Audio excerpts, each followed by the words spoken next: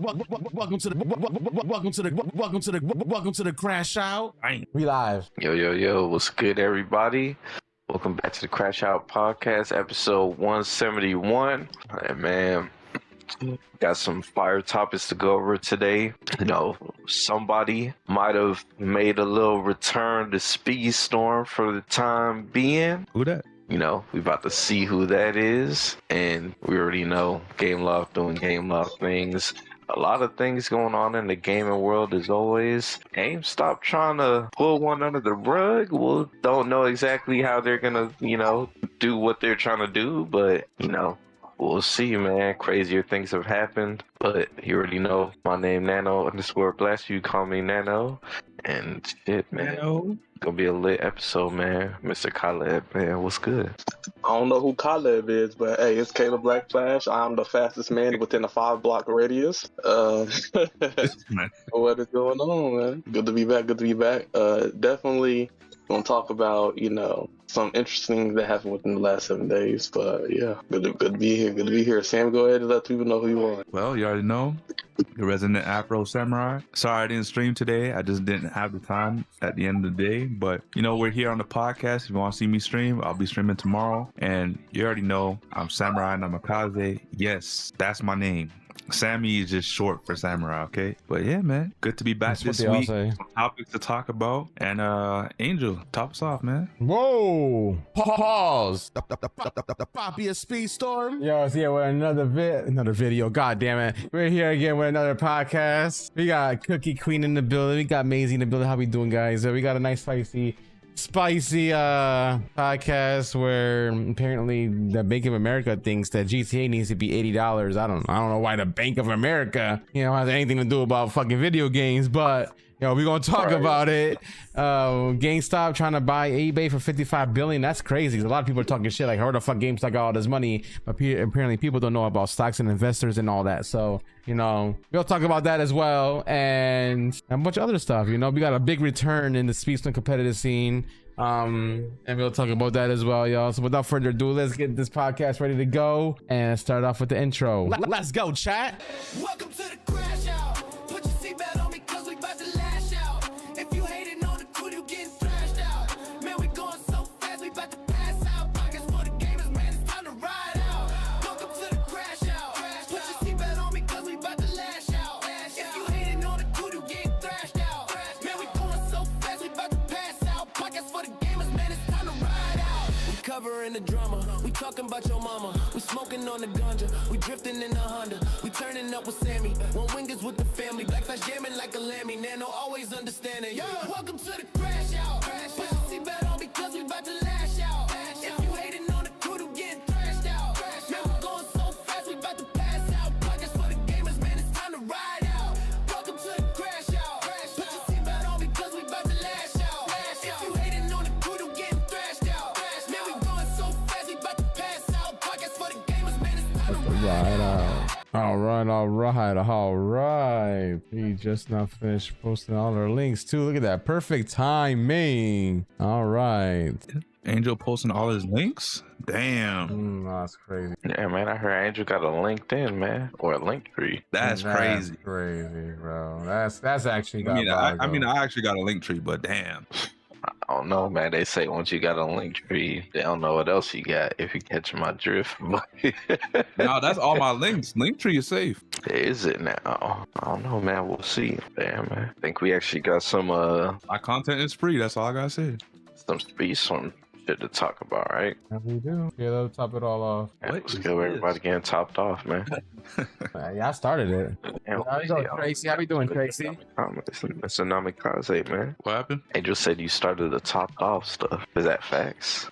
I don't know what he's talking about. I plead. Okay, all right. I mean, people can roll it back on a podcast, talk about Angel top us all off, like it's crazy. Well, I never said it like that. Oh, okay. So now you're just gonna deny it.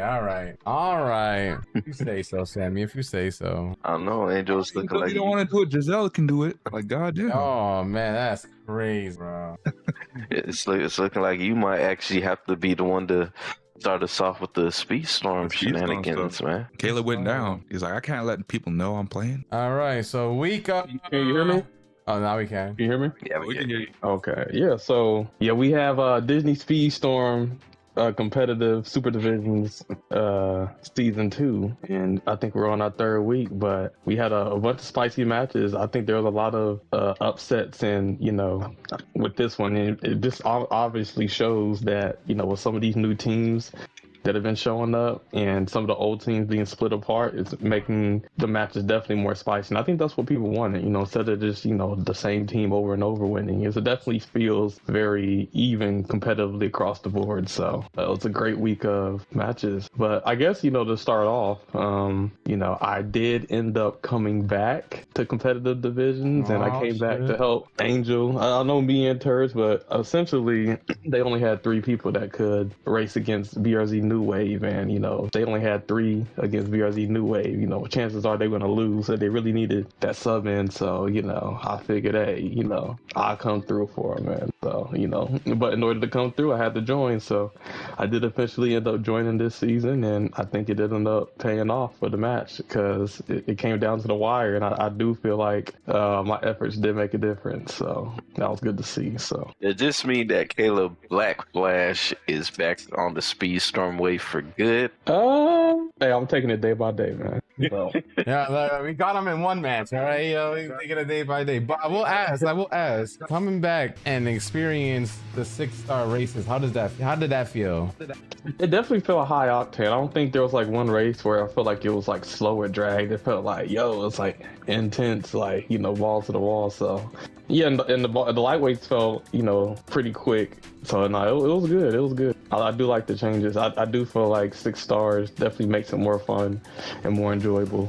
And Caleb was another proponent into experience how good lightweights are now compared to what they used to be. Yeah, I think before I got hit by Valix, man, I was cooking with his name Hero and whatnot, and then with Meg too. Like obviously there were some, you're gonna get stunned here and there, but the lightweights felt competitive. I'll say that they felt like they was up there.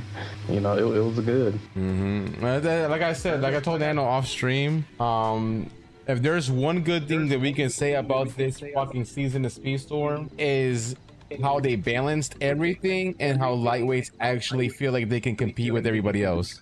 That's the only good thing about this season I can say. And that's the only good thing going on for the season right now. Because the monetization is still the same from cars. They're still doing the same bullshit with that. But I can't say mechanically the game feels great knowing that I can choose a lightweight and still beat a mid and heavyweight racer on a top speed map if I play it right.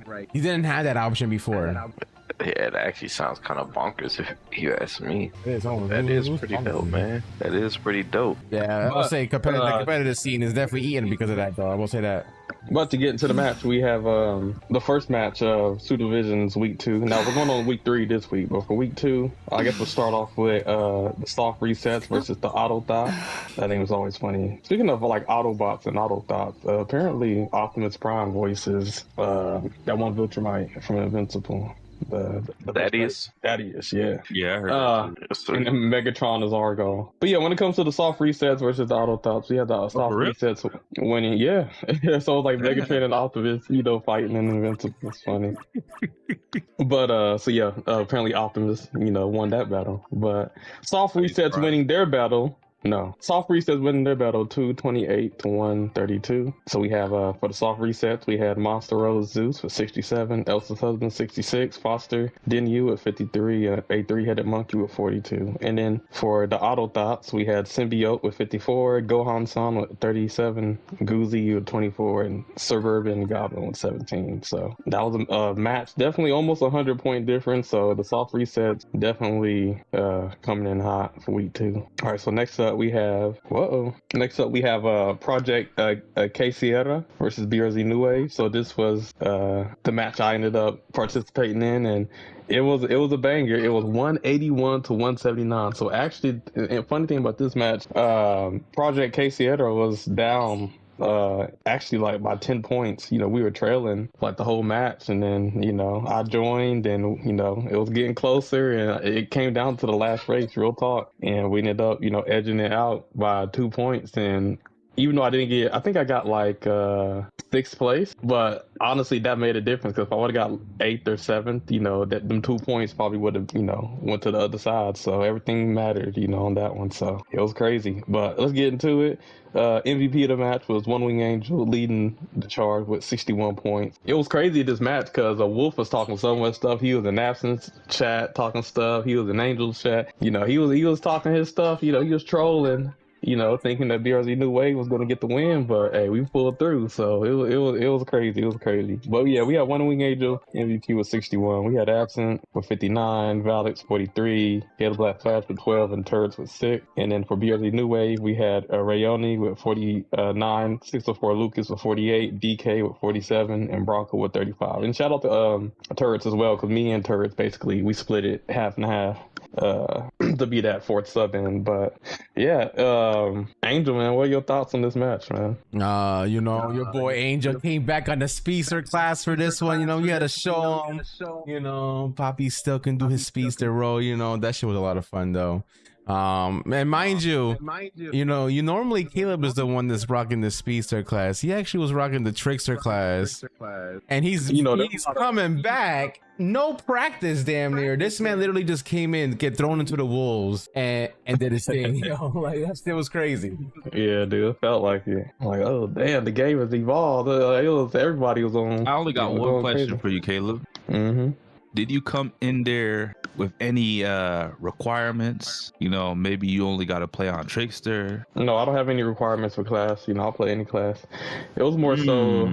You hear that? That's good. Are you trying to start it? You hear that, man? But that's great. Look, I will say something about my team. I do love the fact that all of us can play universally any class. Like I played Trickster at the beginning, Speedster. I'm planning on doing other classes too.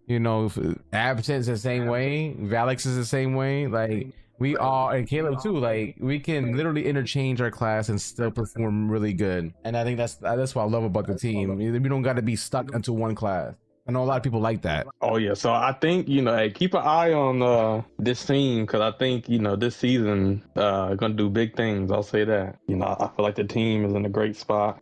Has talent. Yeah, it's gonna be a good season. It's gonna be a fun season for sure. So I'm looking forward to the future matches. And yeah, if y'all want to see the full potential, we got a game Sunday, guys. We're having a rematch to Wolf's team. Wolf's team beat us by like 16 points in the first week. Now in this week, we'll see if what changes, and then see if Wolf still wins or if we dethrone Wolf. That's all I gotta say. Who does Wolf's team have on it again? Is Wolf, Rugal, Goblin King. He has McNugget, Danilo, and did I say 6 people already? Has McNugget played already? No. And we don't know if McNugget is playing because his time zones are so fucked.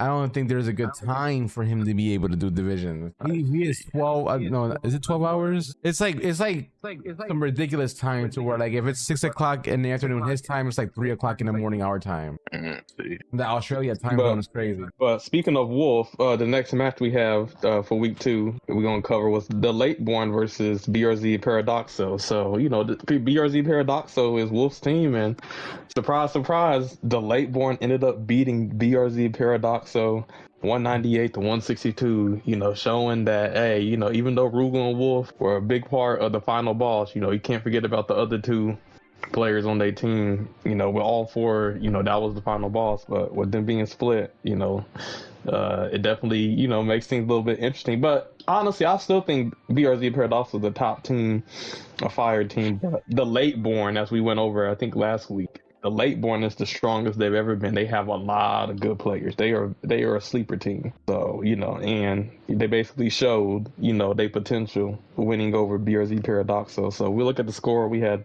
Alphen with 60, Ferrari with 51, Maisie with 48, and Sandwalks with 39. Super strong four stack. And then we had Wolf with 45, Rugal with 45, Goblin King 44, and Danilo with 28. So it seems like Goblin, Rugal, and Wolf were all, pretty even, carrying their weight. Just seems like Danilo struggled a little bit. But, when it's that close, it just seems like Alphen, Ferrari, Maisie, Sandwash just, They just had they were on one this week. They were on one. So, man, what do y'all think about this match?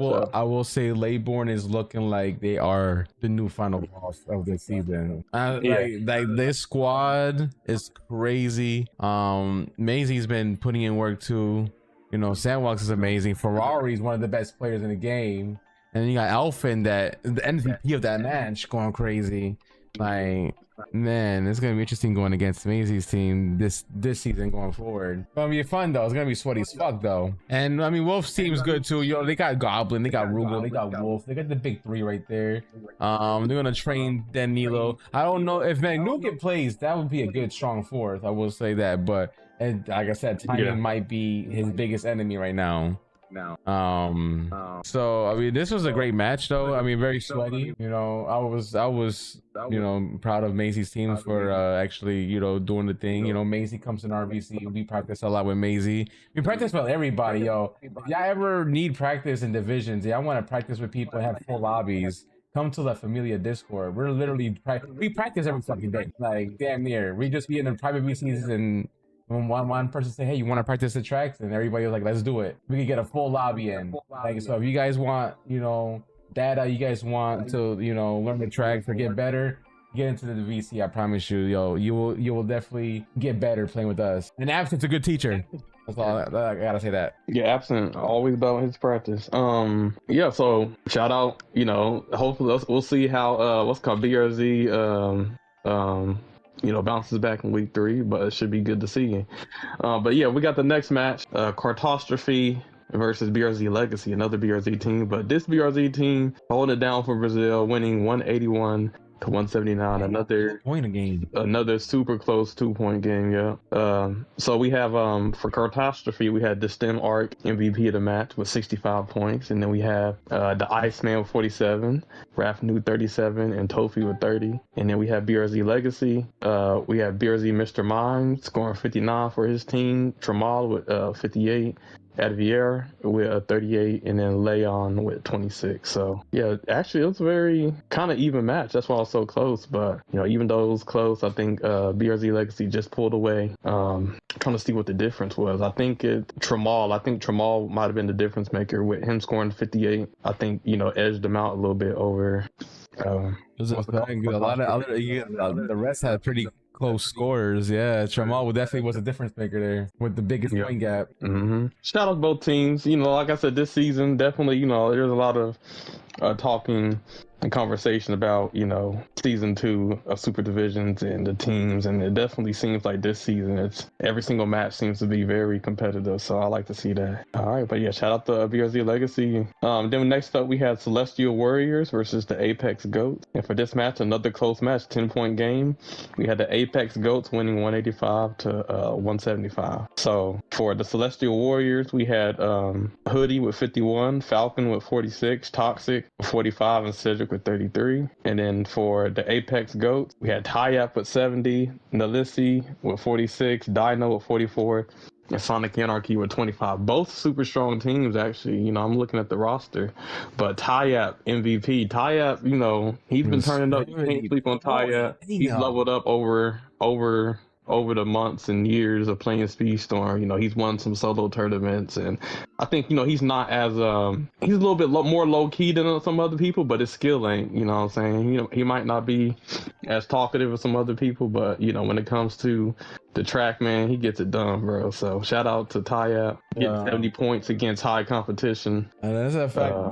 That's a fact about Tyap, because Tyap has also joined the VC in practice and play with us. And if there's anybody that is really good at the game but really chill and laid back, it's definitely Tyap. You would not think this man is laid back for how sweaty he is, but that man is literally the chillest dude that I've ever met in Speedstorm so far. It's crazy. yeah, there's a lot of unchill people in Speedstorm. And I want to say like unchill, like toxic. Like I want to say like unchill, like toxic unchill, but like, you know, a lot of them are hype, a lot of them are loud. You know what I'm saying? Like Tyap is a lot of egos. A lot of egos, and so but yeah, so definitely keep an eye out for the Apex Ghosts and Celestial Warriors, because I feel like if you take any of these teams, you know, you don't take them seriously, they can sneak a win off of you. You know, both teams are strong, but hey, when two strong teams go against each other, somebody's got to win. And this week, it was the Apex Goats. You know what's funny about this match? What? Both teams gotta win over each other because this is a rematch from last week. This is a rematch. Celestial Warriors won last week. Now Apex Goats won this week. So so they locked in. Yeah, so that's how evenly matched these both teams are. Is they both got to win on each other already. All right, and last but not least, we have the DT Civil War. We had another close match. Every match this week was close. Surprisingly. So DT Wildcats versus the Dream Team, and the DT Wildcats won 183 to 177. Ooh. So let's see the damage on the Dream Team, see which Dream Team did their thing. All right, so we have for the Dream Team Wildcats, I believe we had PR Caldo with 58, we had Snack Daddy with 52, Roman Jaw with 46, and J Dunk with 27. And then for the Dream Team OG, we had Sony MVP of the match, 68 points. We had Deromi Rome with 48, Danny Boy with 39, DT Villain with 17, and Cookie Queen with 5. So, it just seems like, both teams had some, some playmakers, but I think more, the difference maker, man. I guess it was a close match. So, maybe on the fourth. Let me see. What's 17 plus 5? No, they're all pretty close, man. It is. I think to be fair, it's pretty close all around the way. It just seems like fourth would no. I think it's a combination of 3 and 4. A combination of 3 and 4. Because they only won by 6 points. So like it's not like they won by a lot. So like that last slot is probably the point. Mm-hmm. I find it amusing how Cowgirl and Sony on different teams. That's what well the funny thing about this is Cowgirl didn't even know Sonny was gonna make a team. Because Sonny was originally supposed to be with us. It was supposed to be, me, Abby, Sonny, and Goblin. Right? That was a team that we talked about. And Sonny out of nowhere said, "You know what? I'm bringing back DT." Yeah. And that's what happened. And Kel was mad because he was already on the Wildcats. Damn. Hey, but shout out to both teams. Shout out to DT Wildcats for winning the Civil War. I don't know, I guess we'll say y'all the North this week. So, shout out to y'all. It was a setup team. But yeah, Sony held it down for his dream team. You know what I'm saying? He was going to make a team, and he definitely held it down, showing who's boss. But, he won the battle, but DT Wildcats won the war. But yeah, shout out to both DT teams. But all right, but for this week, this upcoming weekend, we got Super Division Season 2, Week 3. And for the matches this week, we got BRZ Legacy versus the Auto Thought. We have BRZ New Wave versus the Soft Resets. We have the Celestial Warriors versus DT Wildcats. We got the Late Born versus the Apex Goat. We got the Dream Team versus Cartostrophe. And then we got BRZ Paradoxo versus Project Quesera. So, a lot of good matches this week. A lot of good matches. It's, people gonna have to lock in. But, And this one's gonna be the main event too. By the way, I will tell you guys, this one's gonna definitely be the last match of the night because it's at 6 p.m. Eastern Standard Time. So, damn, that's gonna be a long stream for me because fuck. New Wave and Soft Reset starts at 1 p.m. Fuck, and it's Mother's Day. But it's gonna be a lot of good matches. So far, like Caleb said, a lot of these matches are close. Wolfie coming for you. Like you know that right now. We gonna get that W. We gonna get that get back. We're gonna come right back. Back to where we were. Shit. At this point, we might bring a little tradition, and we might release a song. Who said that? Hey, yo, what? Welcome to the CrashOut. Ooh, you gonna make one?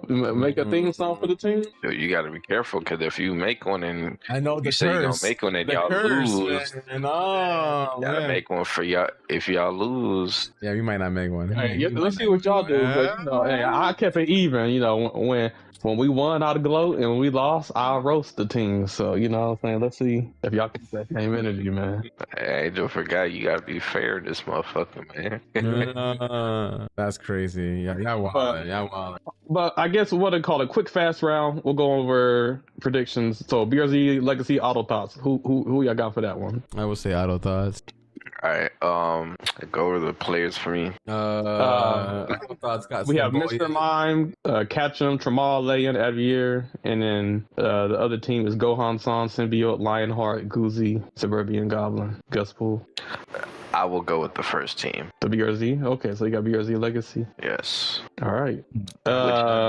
Wait, hold on. Is this BRZ's first time being in tournament, or I feel like I think BRZ Legacy was BRZ Once Upon from last season. If I'm not mistaken, I could be wrong, but I feel like that's Once Upon. But Hey, just a Wolf, different let us name. know in the chat. Let us know in the chat, Wolf. Because I remember Mr. Mime and Ketchum, being a name for Once Upon when we covered last season. I could be wrong though. Maisie's staying second. Well, yeah, I'm gonna slap with the BRZ. Oh yeah, BRZ is always pretty talented. Yeah, Wolf says they are, but a little bit different. So kind of like everybody else, There's some switch up. All right, so we got the next team. We got BRZ New Wave versus the Soft Resets. Who y'all got for this one? Honestly, can't sleep on BRZ New Wave. I believe very strong team. Was it New Wave the team that Angel was on last time? Yeah, this is. And he was on the team because they weren't you on BRZ New Wave, because they were, I think, beating a bunch of teams. What's it called? I think 2 seasons ago, and then Angel ended up joining them. But I don't know. I think BRZ New Wave. They're coming off of a loss of a very close match. I think they're gonna be locked in this week. They're a very talented team. I think Monster Rose and Three-Headed Monkey, their team is very strong too. But I think BRZ New Wave is, coming with a chip on their shoulder. So I'm gonna give them the edge. Yeah, I'm about to agree with that. The thing about BRZ teams is if they take a loss, they usually come back with a W. Yeah. So then that sucks because shit, Wolf's team also is coming from a loss. Oh yeah. Boy, you know what that means? You better lock in, man. Crazy, Nano. Nano just wrote us in the fucking death note. Caleb, you seen that? Nah, y'all don't have to be a statistic. Just lock in. But to break that curse, we can lock in. We can lock in. Yeah, man. All right, but we got the Celestial Warriors versus the DT Wildcats, and let's see. I'm gonna give the edge to the Celestial Warriors. I think you got Falcon, Toxic, Cedric, Hoodie, All Star. As good as DT Wildcats are. I just think Celestial Warriors are, has a lot of top players, man. Yeah. I will say go with them as well. DT Wildcats are now able to use Romanja and Hazekino in the same like 4-man team. Yeah. Now they're going against veterans. Yeah, so don't sleep on the Wildcats because they didn't even have their strongest team together, and they beat DT, or they beat the Dream Team. So they definitely might catch some people off guard. So don't sleep on them. Don't sleep, man. It's gonna be hard though, because I know Hayes and Romanja, I know they didn't want to be racing on the same, or they didn't want to race together until they wanted to start going against stronger teams or something like that. Which would be, and I'm not gonna lie, this is a strong ass team, so this is it's gonna be difficult. Yeah, but we do know the kind of work that both players could do. Unfortunately, it's one of those teams where you don't need everybody to be on your A game. So yeah, it's gonna be. I'm excited to watch this one. I want to see how well Kalu and them do compared to Toxic and Falcon. This is really gonna test their team. You know what I'm saying? You got 2 Dom players in here, and then you also have Hoodie and Cedric, who are also great players. Yep. I think, and Hoodie come back, he did pretty good. So yeah, he's been MVP. He's been the last two games. So shit, he never left. It's like he didn't miss a step, man. Right? It's just crazy. How you feel about this, man? We want to instigate. I just want to know what he feeling like. All right, but next up we got the Late Born versus the Goats. That says everything I need to know. What happened? Oh, I don't think he heard you, Sammy. No, I didn't hear. It's all good. Okay, I'll have to rewind. But we got the Late Born versus the Apex Goats. This is actually going to be the MVP match. So if y'all, there's a lot of good matches, but this one is going to be tight. We got Maisie, Sun, Seymour, Alpha, Ferrari, Sandwalk. With the Late Born going against Tyat, Dino, Nalissi, Tom 4K, Sonic Anarchy, and Silver Letitian. So this one, I don't know, man. I don't know who's going to win this one. I think it could go either way. What y'all think? This one's going to be a spicy one because you also got 2 Dom players in this one, in Tyap and Dino, and you also got Nell who's a great racer. You know, Silver. I haven't really seen Silver all like that in the competitive scene. So, but he is a good racer overall. So you know, then Tom 4K, which is Ty's brother. But they also got, you know, Laybourne got Maisie. You got Alfin. You got Ferrari. You got Sandwalk. So I think this is gonna be a tight race. To be honest. I honestly, I'd say I'm gonna my prediction a tie. I'll give it because you know you got to pick a team, either win loss. I'm gonna give it a tie. I think it go either way. So whatever team wants it more, to be honest. That's my prediction. Whatever team wants it more, huh? Yeah. So, you know, I feel like both teams are equally powered. You know, I think their power levels are very similar. So I think either one of them could beat each other on any given day. So it just depends, man, how the cookie crumbles. I agree. So. Both talented teams. We just gonna have to see who gonna come out on top, man. Yeah. But yeah, next up we got the Dream Team versus Cartostrophe. I think the Dream Team had a great match. You know, it was a close, but you know, and they have some talent. I think they're gonna, you know, edge it out a little bit over Cartostrophe. I think Cartostrophe is a newer team, but I think you know, with Sony and Villain, and you know, we have some, like, you know, some division OGs, and Sony's been on fire, you know, lately. So I think the Dream Team's gonna edge it out. Okay. And then last but not least, we have BRZ Paradoxo versus Project K Sierra. And my prediction, I'm going to give it to Project K Sierra. I think, you know, I think after doing what we did against the BRZ New Wave, which is a very strong BRZ team, with, you know, all the circumstances that they had, I think, you know, it showed some great potential. So I think, you know, if if Project K Sierra has the strongest team in, and everybody performs the way they know how to, man, I think we got it, man. Angel, what you think? I know Wolf might disagree, but we can't sleep on them because, you know, they still got, you know, a strong team with Wolf, Rugal, Danilio, Diego, Goblin King, McNugget. 100%. 100%. So I mean, we seen how, you know, how close the match was the first go around, and that was without, you know, Caleb. So, you know, we'll see what happens this time around. You know, with Caleb, can they still beat us, or can we edge it out and get that W? Yeah. Wolf, we coming for you. Just so you know, we coming for you. Wolf, how you feel about that, man? Coming to reclaim my throne. You can sleep on us? It's crazy. Wolf said he don't even need practice. Damn. All right. Hey, you can sleep on this. Sounded kind of personal, man. It's not sleeping on y'all. I don't think we sleep on y'all. I think it's just confidence in the team. You know, to be honest, this is literally the Stream Snipers just with Valix. So, and I think the Stream Snipers, you know, when we had everybody with absent, One Wing Angel, Nano, and Caleb, we were, you know, taking on the best. So I think, you know, and Nano obviously isn't here this time around, but we got Valix, and Valix has been locked in, performing well. So that is true, man. And a former final boss player too. Yes. Yeah. It sounds like a lot of just a mercenary, just going from team to team.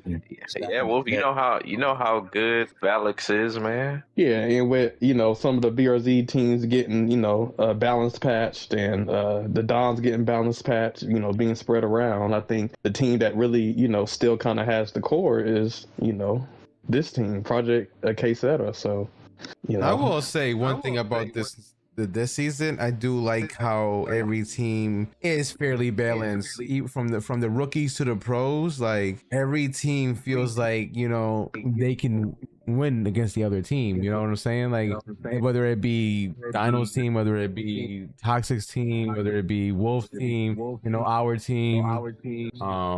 Yeah, like, everybody has like equal skills. Like, I feel like we could all, like, one wrong move from one teammate can you know, be the win or loss of that game. Truthfully. That's true. That is true. Which makes it exciting to watch, because it's been so close so far. Like, every single race so far from the past 2 weeks have been pretty competitive and close. So it's been really enjoyable to watch. I'm not gonna lie. I agree. A lot more mystery factor to the matches, if one would say. But yeah, that wraps up Speedstorm divisions. So yeah, make sure you stay tuned for the matches this week. You know, there's gonna be a lot of people streaming. We got the host, we got some of the players. So If you like Speedstorm, you like kart racing, you want to see it played at the highest level, 6 stars, the way it's never been raced before, make sure you check out these matches, join the Discord so you can stay up to tune with the scheduling and all that. Join the site made by Doobie, Speedstorm Divisions. And yeah, get ready for this weekend. It's going to be good. But yeah, I guess, anything else with Speedstorm? I know Angel got his video, do we want to talk about that, or just hey, check it out? He's giving some of his criticism from his perspective. So if you want to check that out, you can. Oh yeah, definitely. I mean, a lot of the stuff that I said in my video, a lot of it I already kind of covered here. More, from my perspective, every single time we talk about Speedstorm. So I'm sure if you guys heard a lot of it, but I mean, there's also reasonings as to why I haven't really been around streaming as consistently as I used to be. I kind of explain all that while also explaining the state of the game and game off, and it's just there hasn't been no motivation other than divisions to play, pretty much, to sum it all up. But definitely watch it. Definitely watch it, because I definitely poured all my feelings and everything into that one video, just to give you guys an update, because I definitely missed the community, man. It's been a while. It's been a while. Caleb jamming over there, bro. He's jamming. Damn, Caleb, who you got over there? Yo, Caleb, is that Drake? Was that Drake Caleb, that I heard? somebody over tonight. Damn, Caleb got a female on the mind. It's crazy. Okay. Oh no, don't mute them Caleb like is starting now, that. too. Don't mute them like that. That's crazy. Like, hold on, we'll be right back. We handle some business. They look like they got Y'all think I stopped my music journey. Nah, I've been cooking up some stuff, y'all. Yeah, but when it gets released, man, hey, y'all gonna like it. So, but yeah, what's our next topic, y'all? What's our next topic? Our next topic, I guess it's one of the bigger topics, is that GameStop is actually trying to buy eBay for $55 or $56 billion. Like, how do you guys feel about that? I don't know. Like, this shit crazy to me, bro. Go ahead, Caleb. GameStop GameStop, I thought they were doing bad financially, so for them to be buying eBay, I'm like, eBay, did they really fall off here? And then now I think about it, eBay might have fallen off, because now, where everybody used to go to eBay to buy things, now it's just Amazon. If you want to get something online, you go to Amazon. They got they can transport whatever you ordered to you, Amazon trucks and all, delivery. So it's like eBay might have, lost some value. So, I would even say it's just Amazon, though. Like, Amazon got competitors now, too. Like Temu, they also have Alibaba, all these other sites. Yep. So Amazon as well. Yep. And then you can buy stuff in different Facebook market, like Facebook Buy, Marketplace. Mm-hmm. So, it's eBay, everybody stole their whole flow. So it looks like maybe GameStop, trying to, obviously profit off of them, but then kind of save the company from going under. Because a lot of companies you think gonna last forever, they not. Kmart didn't last. Spirit Airlines just shut down a couple days ago. So hey, eBay could have been on a chopping block. So this might be GameStop's way of utilizing this IP. But people are like, oh, does this mean I gotta use my GameStop points in order to buy stuff on eBay? But I don't know. Me personally, I don't like GameStop as a company, so I don't know how this is gonna affect eBay. I don't know if this is gonna make it cheaper, more expensive. I don't know. What y'all think, bro? Go ahead, Anna.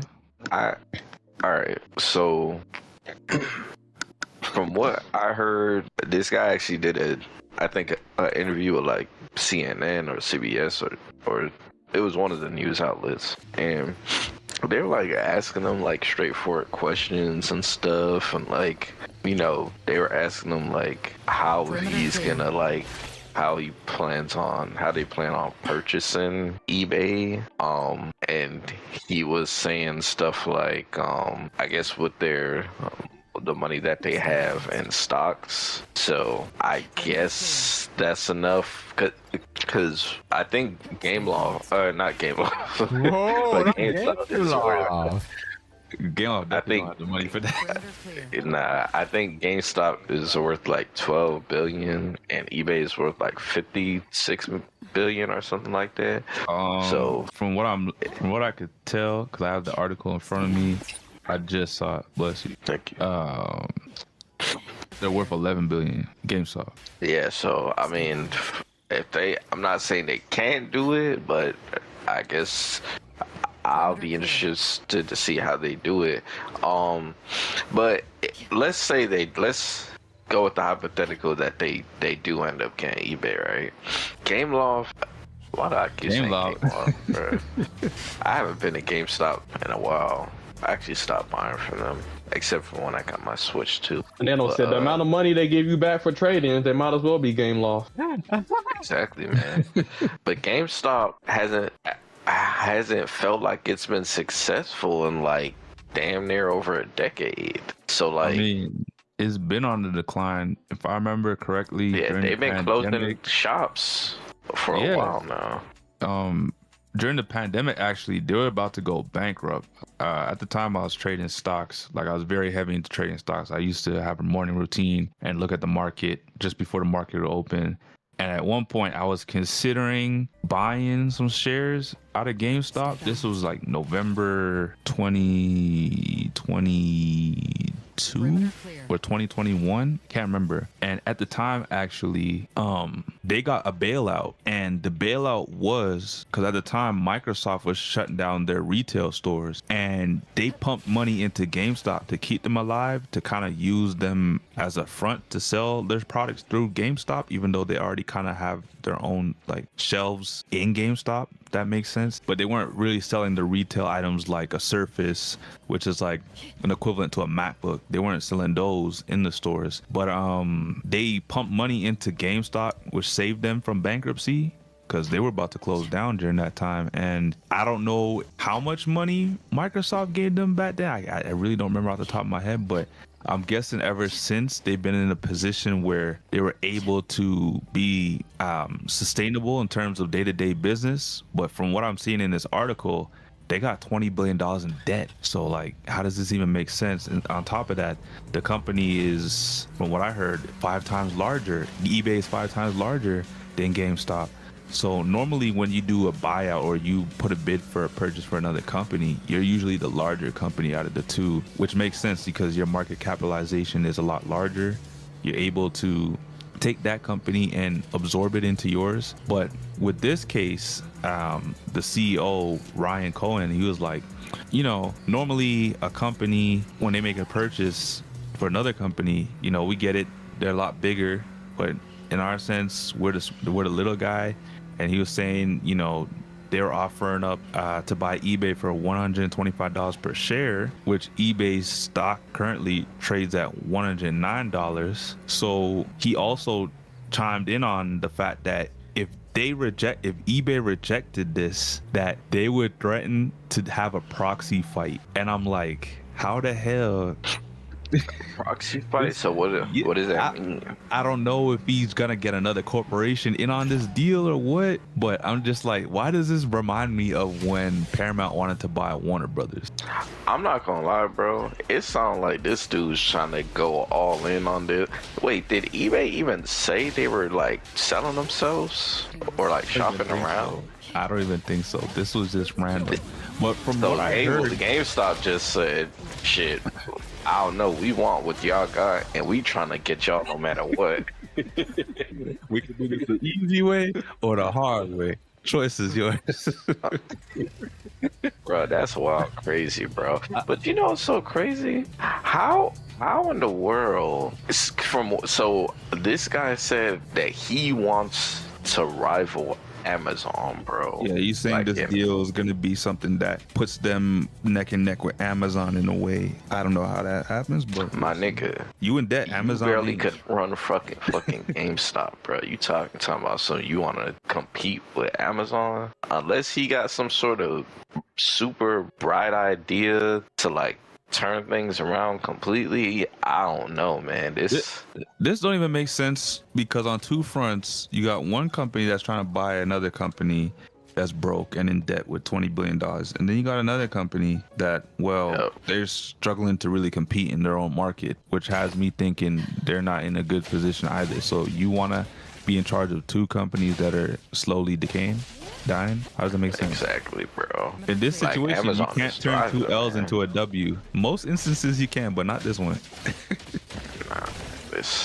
See, Sammy, it would have been different if GameStop was like on their shit, and eBay was like kind of super down bad. But I feel like GameStop is in a worse position than eBay is. I'm wondering if he might know someone from the desert, because that's the only thing that can make sense to me. Is like he can get a care package to come in and it's like, I got enough money to buy you now. What are you saying? Oh yeah, I mean that's how usually buyouts happen. You know, buyouts is not just one company, you know, buying out the other. Like there's like multiple like investors involved and a bunch of other things that people put in money on top of the main company buying it. You know what I mean? So GameStop probably has some powerful investors that are helping them come up with this money to you know, do a buyout on eBay. Let me find out it's the Saudis again. Not the Saudis again. That's crazy. Oh, they own EA. They own EA. They damn near own WWE at this point. Damn. They own their own golf. Like, no, man. It's pretty soon they're about to own the world, man. Yep. Yeah, that is crazy. Actually, now that you think about it, they do own a lot of oil too. So I guess let's all go around. And I want us each to give what we think our chances of this happening. And if it happens, will it be successful? So I'm going to start. I don't think this shit going to happen. It's like a negative 10% chance. And if it does happen, this shit will not be successful whatsoever. Especially given the track record of GameStop. How the fuck can anybody think that this is gonna be successful? What about you, Mr. Sammy? Oh man. I want to say I give this a 25% to 50% chance. I don't know what it is, but I think it's because there's so many unknown variables that we don't know about. We don't really know what's on the table. And because of that, I feel like, man, are we live? We are live. All right. Sorry about that, guys. Computer definitely crashed on me, so I apologize on that. But we are back up. Yeah, so okay. It says we live. Yeah, guys, you know, technical difficulties, but you know, it happens from time to time. But I guess just in case what I said didn't get captured, pretty much we were talking about the GameStop, talking about GameStop trying to buy eBay, and you know, I was basically saying I didn't feel like this was gonna work out, and I gave it like a negative 10% chance of them actually buying eBay, and it's probably even lower that it'll be successful if they did purchase it, because I think this is like the third time I said game law, but GameStop, they haven't been, you know, successful in like a long time. So I don't know how they're gonna make eBay more successful. So yeah, I don't know. But you continue, Mr. Sammy. Essentially what I said was, or my take on the whole situation is, I assume that Ryan Cohen, the CEO of GameStop, has something that we don't know about, whether it's like, you know, I don't even know, the secret sauce or hidden weapon. I don't know what he got behind closed doors, but the fact that we don't really know what he's bringing to the table, apart from just buying shares at $125, it makes me think that there's more to this than what was led on. It makes me think that someone big behind the scenes is backing his play. Maybe it's the Saudis, maybe it's someone else that we might know, well, obviously not know of, but know of, that could be backing this play. And like I said earlier, when this crashed, I said I gave it a 25 to a 50% chance, just because too many unknown variables. Anything can happen with this deal, it looks like. And it just so happens to remind me of the Paramount offering for Warner Brothers. Like, at first they were rejected, and then all of a sudden they just bought them up like it was nothing. So this kind of screams the same situation. I know it's a different medium, you know, that was entertainment. This is a bit different. This is like e-commerce with a tad bit of retail and gaming. So it's a bit different, but it screams the same thing to me. And that is, he has a lot of confidence. And for me, when someone has a lot of confidence, even though they sound crazy, there's something to it. So we gotta look out for that. What do you think, Caleb? The wind's just right. I don't even think that man knew the stream that went down. Might be talking to baby girl right now. Perfect. All right, Angel, what you think? Also believe. Yeah, I think, you know, anything could be possible, man. You never know. I feel like there's been a lot of mergers, a lot of like takeovers in the last couple years. I feel like this is just another one. You know, GameStop might do a surprise. Oh shit, GameStop now owns eBay. GameStop is now technically a bigger company now. You know what I'm saying? Like shit like that can definitely shake the state of, you know, the monopolies of all these like their big businesses. And man, it goes to show you. I mean, you might be small, you might not be worth what you used to be, but if you got big investors backing you up, you know, anything is possible. Do you think if they did get eBay, do you think they would be able to turn things around? I mean, they'll have a lot more options because now they have one of the biggest websites for fucking buying and trading and stuff like that when it comes to like, you know, used things. You know, eBay is probably one of the biggest, you know, used websites, and one of the OGs that are still alive because Amazon is slowly taking everything over. And if the guy from GameStop wants to compete with Amazon, eBay would be the company to buy to try to compete. You know what I'm saying?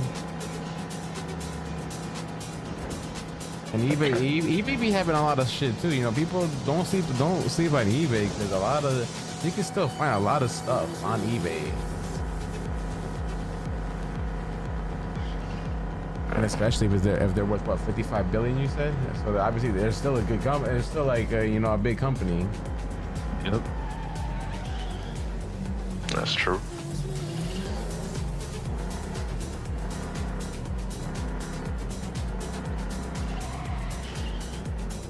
All in all, though, it's just one of those things we're gonna have to keep an eye on, man.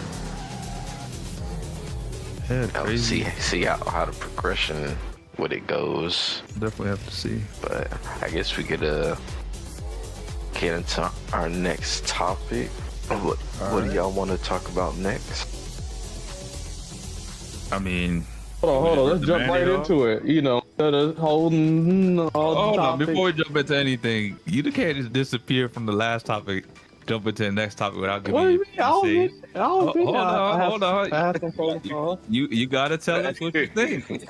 I told you what I thought in the beginning. You know what I'm saying? I just think, you know, it's kind of weird. GameStop, you know, they're gonna make us use our gamer points. I don't know. I don't know if things are gonna get more expensive because I feel like GameStop is all about making money and, you know, cheaping out on you. Right. So I don't know. Oh, maybe I could see maybe they have some used games. You know, what if they offered some used games on eBay? That'd be interesting. You know what's crazy? So you can order it online, have it sent to you versus having to go into a GameStop. You know, that's some things I could see. You know what's crazy that I just thought of now that you mentioned it, Caleb? What if you went in there, sold your games, and they're like, yeah, you got 10 games and you want to sell them? All right, $1 each. And you're like, shit. And you sell them anyways because who else is going to buy them, right? And then you see those same games you sold that same day go on eBay. And they $10 a piece. Yo, that's crazy. But you know, hey, I said my thing. I guess people ain't listening, man. That's all you, man. Nah, but I think the topic, man, the topic we need to talk about is a Bank of America. So essentially, I ain't American, so how y'all feel about this?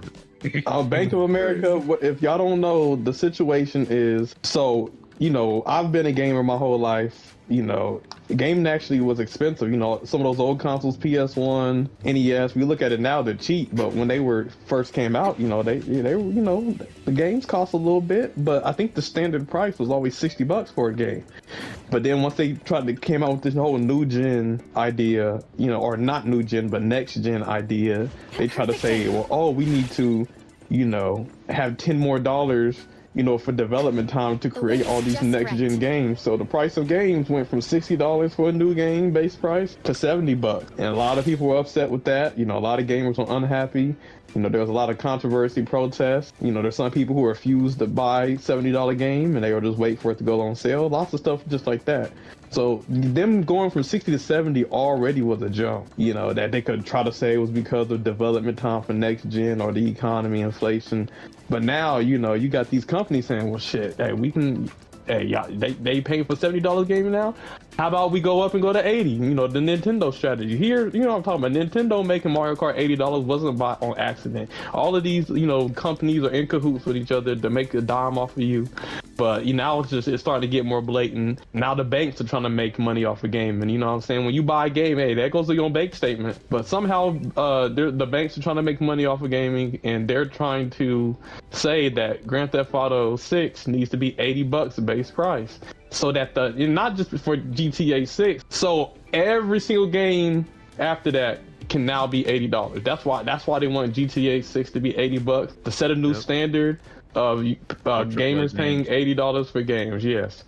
So my thing is, Bank of America, what the fuck? You need to, sit down. What makes you think, you have some say within the gaming space?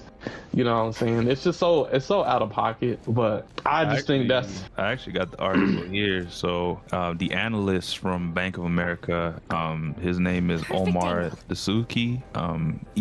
He said this during a recent interactive innovation conference, that Grand Theft Auto 6 getting a higher price tag will also allow other companies to similarly break the $70 barrier for AAA releases, rather than simply being just good for Take-Two Interactive. Dasuki said that it would be in the best interest of the entire video game industry. No. We also heard from attendees that the industry, which is perceived as struggling, would have difficulty selling games for $80 if GTA 6 came out at $70, said Dasuki. Right. We think it's in Take-Two's self-interest as a publisher and partner to many developers to raise the price point for the entire industry.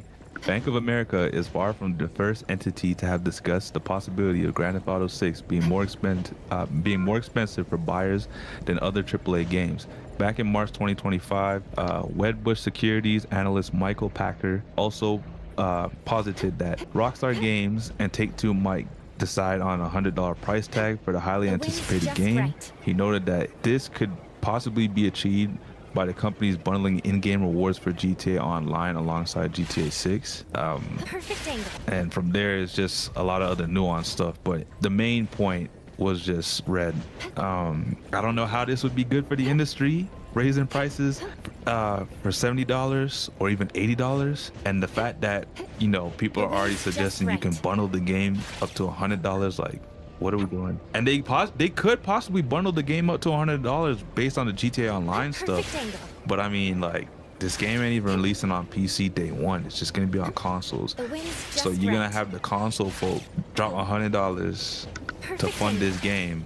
And when in 2 years comes, Nintendo will probably get it, PC will get it, and they're gonna get it at a reduced price. Not even getting it for $100. They're getting it for maybe $50 on a sale.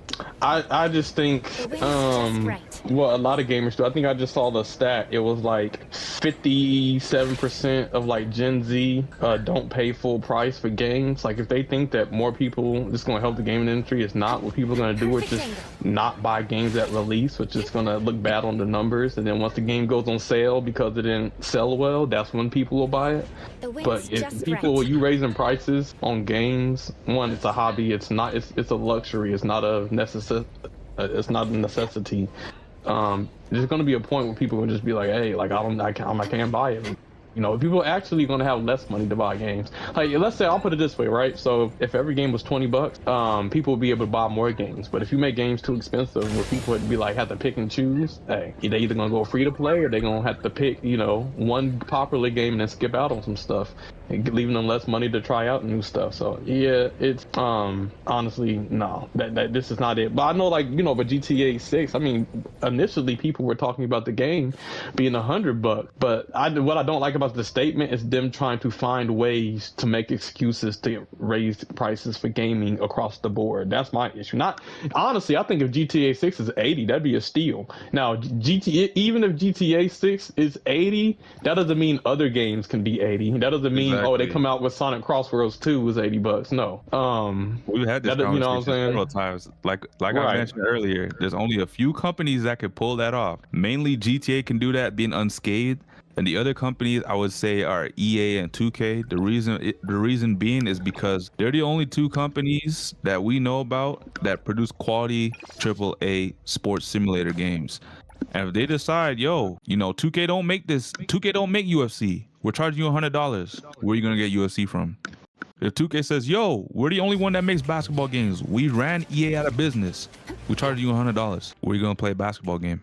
But yeah, long story short, I mean, games of the year, game of the year contenders, Hollow Knight, $20, Expedition, 33, $50. Like, yeah, $80 is not going to be the standard. A lot of companies, you know, what's going to end up happening, let's say they do that, indie studios are going to just be more prominent because with their cheaper games, but, you know, more creative vision, I think they're going to get a lot more, you know, it might help them. But in terms of these billion-dollar AAA companies, it's not going to work out the way they think it is. So, Perfect angle. yeah, but it's a bank. What do you expect from a bank? You know what I'm saying? At the same bank where if you got zero money, they trying to give you, what do they call it? Overdraft fees. You know what I'm saying? So end of the I don't day, even bank with them niggas, bro.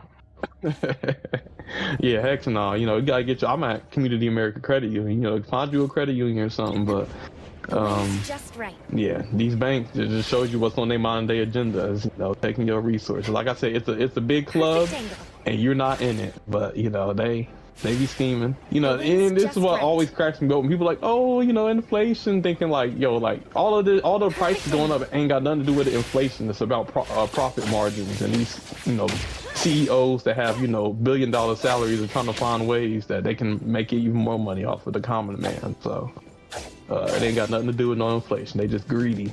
Stick to the plan. I would not be paying. You know, GTA 6 might be the only game I'll pay $80, but it with no DLC, because what they're talking, I mean, like, obviously, let's say there's a $70 game, and they have like DLC and early access. I mean, yeah, people will pay more, but base. When's the last time they dropped DLC? Unless it hasn't been DLC for online, they don't do DLC. But in base game, Perimeter clear. no, $80 is like if you buy the deluxe edition of a game. You know what I'm saying? Early access, but base price, hell no. But like I said, I feel like, you know, part of the delays for GTA 6 has been just for development, but I think another half of it is the industry's trying to find a way to make the most money off of the game. So that whether that be releasing it with a next gen console, trying to raise the price in order to set the standard, whatever it is, you know, it's fishy. It's fishy. But yeah, I mean, that's my thoughts with everything you just said, Caleb. Stay balanced. Sounds fishy. And they wonder why a bunch of gamers just stay on Fortnite, because at least Fortnite free to play. The thing is, you know what I'm saying? I'm glad you brought that statistic, Caleb, because that's a fact. Most Gen Z gamers and most new Gen gamers right now, they all play live service games. They play Fortnite, they play Apex, they play Rivals, they play Overwatch. They don't play games where they gotta pay to get in. They play games where you can get in and you can pay for everything else you want afterwards. They try to say gaming, gaming's for kids, for young people. All right, well, you think kids got money? No. What they gonna, if they ain't got no money and their parents ain't gonna buy them a game, what game they gonna play? Free to play. You know what I'm saying? So, and most gamers nowadays are mobile gamers too. That's another thing. Yeah, because, you know, hey, your parents bought you $1,000 iPhone, and now you can pay all kinds of games on your $1,000 iPhone or hardware that you got. So why you think they brought Call of Duty to mobile? Why do you think they brought all these Ubisoft games to mobile? Why do you think they brought GTA to mobile? There's a reason why. The stats say most gamers are mobile gamers. Yeah. But yeah, this is why I never give the benefit of the doubt companies, because they are trying to find ways to get in your pocketbook. Whether it's Sony, whether it's Bank of America, they on some other stuff. But that's my thoughts. What do y'all think? You know, I know. Angel Nano, I guess. Or Nano said he agreed in Angel. What's Angel's thoughts on all of this, man? Mr. Whale, maybe he don't care because, you know, he's like, hey, I mean, technically for him, I don't think he really cares, because GTA is not going to drop day and date on PC like it does for consoles. Like, he's gonna have to wait at least a year, maybe 2 tops, and by the time it drops on PC, it's gonna come out at a discounted price. I still think that's stupid. I still think it's so stupid that Rockstar won't just release the game simultaneously. I do PC. You gotta win. Confirmed that. Yeah, they said they're not focusing on PC. They said that. Yeah. I wonder why. Because the PC market has like blown up. So I don't know. Like, I wonder if they see most of their player base from console. Probably, which I guess that's where it originated. Man, that'd be hard to like. I don't know. That's kind of crazy. Technically, you know, their player base originated on PC with the first couple of GTAs that were top down on PC. GTA didn't really blow up until GTA 3 when it went 3D. Let me ask y'all this. What is an acceptable price for you guys for GTA? Honestly, anywhere between $70 to $100. And I say $100 max because they're the only company that could pull that shit where I wouldn't like bat an eye. I'd be like, you know what, fuck, it is. I'm cool with the $80 for them. I would say max. Yeah, I agree with Sammy. I would say if it's 110, hell no. 120, hell no. It has to be. If it's a double over 100, it's a pass. If it's $9.99 or $99.99, then yeah, you know what I mean. But you can't sell me at 101. Yeah. So exactly. But honestly, I think that's. Yeah, go ahead, Nano. For me, I think GTA should be $80. Yep. I am very nervous that if GTA starts pushing $90 to $100, Perfect angle. other companies will try to do the same thing. Now That doesn't matter though. Let's be honest. Even if they did do that, Nano, we wouldn't buy those games, and they would all take a loss, and they would realize they don't got the buy-in power, or they don't got the stay-in power that GTA does.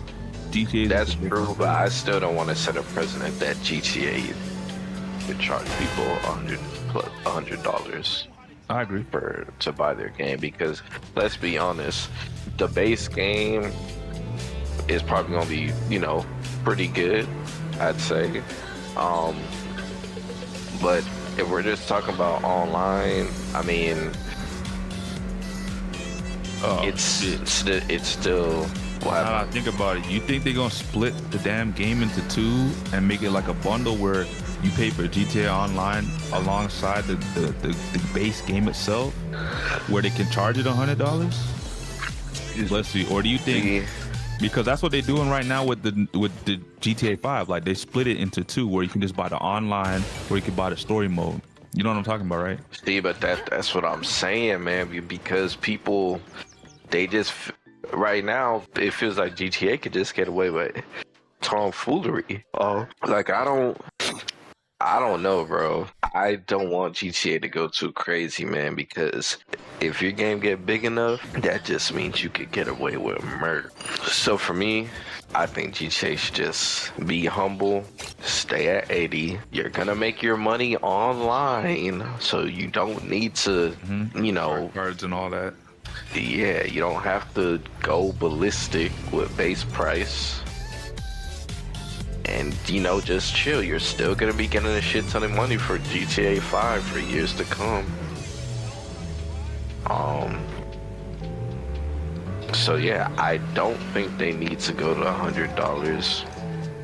Now, I honestly, I think if they stay at around $80, I feel like it would actually, in a way kind of show...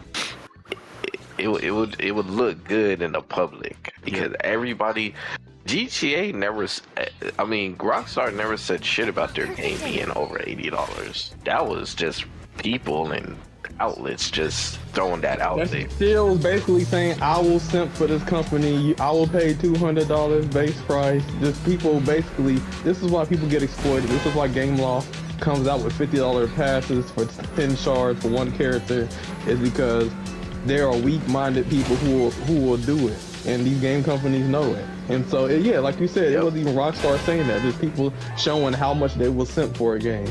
Bank of America.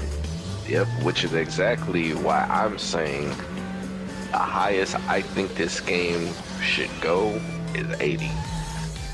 I'm not going to let them get away just because people are all right with them making it $100, because once we start saying that, who knows what other companies are going to follow suit. And yeah, most of them probably won't, be able to sell as much. But there are still some peak games that, if they are that price, will still sell. I'll handle this. So I think Rockstar should just keep it at 80. Get your money from the online sales. Get the money from the back end. They're, you gravy. You don't it's gonna look good for the people. More people are gonna be able to get it faster. You know, just Rockstar, just chill out, man. Just chill out. So that's my opinion. Also, yeah, I don't know what the fuck Bank of America got going on, but screw it up. Angel, how you feel? I know you're gonna get the game later than us, but I know you still got an opinion on this. Man, fuck that shit. He said if I'm not playing on release. Oh, I'll be playing on release. Best believe that. I have an Xbox Series X and a PS5. I can choose which my poison at that point. Okay. Now, I'm definitely getting a day one. I mean, I was definitely getting on PC too because I want to be able to uncap my frames, but I'm definitely getting it on console. What's the highest price? $80. Yeah. $80 is fair. Yeah, I mean, games are damn near $80 already at base at this point. Yeah, well, shit. Games are already $90 for me. I mean, out here, I live the dream, man. Nah, that's what happens when you're not American. But you know, I guess that leads us to our next topic, man. I guess before we jump into all the other trailers and whatnot, we could talk about the well, actually no, the trailers aren't yet. So I guess the next topic we could talk about is the Steam controller. So what y'all think about that, man? That's the thing that's supposed to be coming out with the Steam machine, right? Yeah, but it already launched before the Steam machine. Is that the one with the two little pads? Yep. I actually think it looks pretty good. Wait, did they have a price for that? Yeah, $99.99. So pretty much $100. Damn, Bank of America got the controller. They said forget $70, $80 for the controller, man.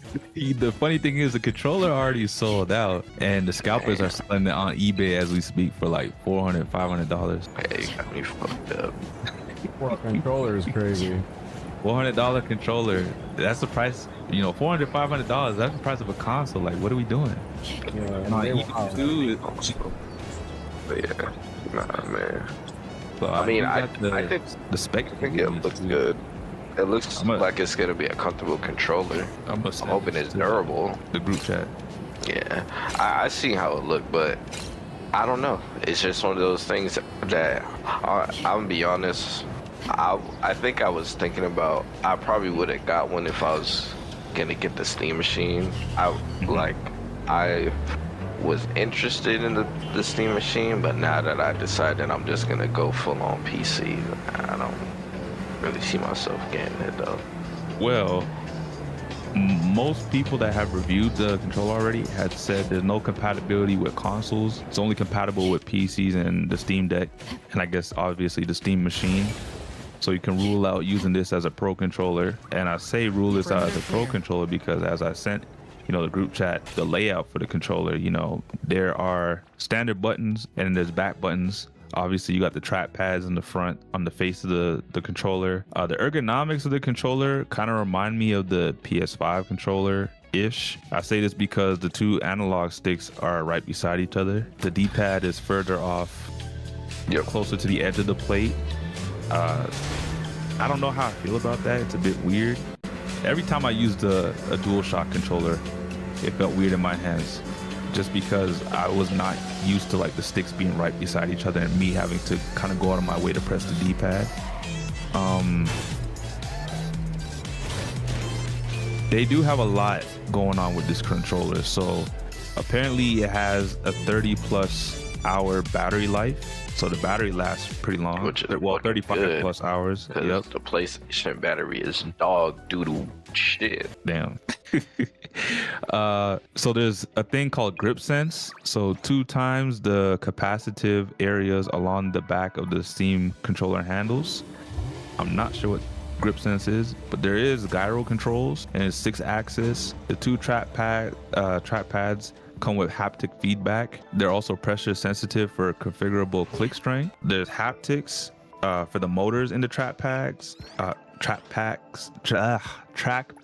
can't talk today, Jesus. And also the thumbsticks, they're TMR, so they're magnetic. So if you're worried about stick drift, guess what? This is your best friend. I guess that's part of the reason why the controller is $100, but I also have to guess it's also because of the trackpad. You know, you got your standard A, B, X, Y buttons, the D-pad, the left and right analog triggers, the left and right bumpers, You also have the view and menu buttons. That's a bit different, I believe. I think they took that from the Xbox controller because that's the only controller I know with the view and menu button.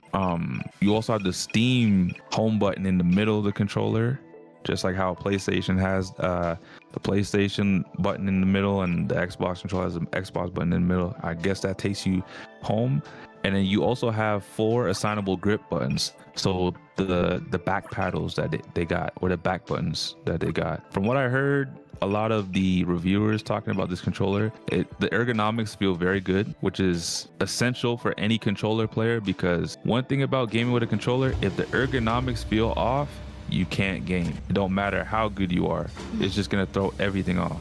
The number one thing that I guess a lot of people brought up that they liked in terms of pros and cons, they said that the thumbsticks, the gyros, and the touchpads were all great. The battery life was a plus because it lasts long, day and a half, and then you have the design being very good. The cons that everyone, for the most part, had, that obviously is the priciest controller, even though technically I guess you can say this is a semi-pro controller. And then, you know, you can't use it on consoles, so that's another thing. And no audio jack, so no headphones plugging into this controller. That's rough. Based on everything I had mentioned, what do you guys think about this? This is a hit? It sounds pretty good. Pretty much when the mic I use uses a headphone jack, so I guess that would kind of suck for me, but I mean, yeah. Time for the professionals. I think overall it sounds pretty good.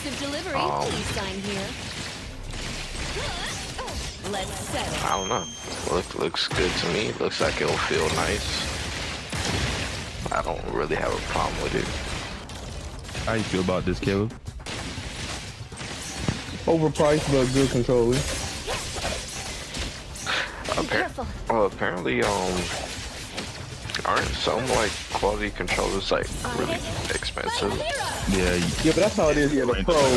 Yeah, with the pads on the back and stuff. A lot of that's probably why they made it 90, damn near 100, is because like those. Oh, you know, I hear people say, "Oh, you want a controller? They ain't got no stick drift. You know, get this. You know."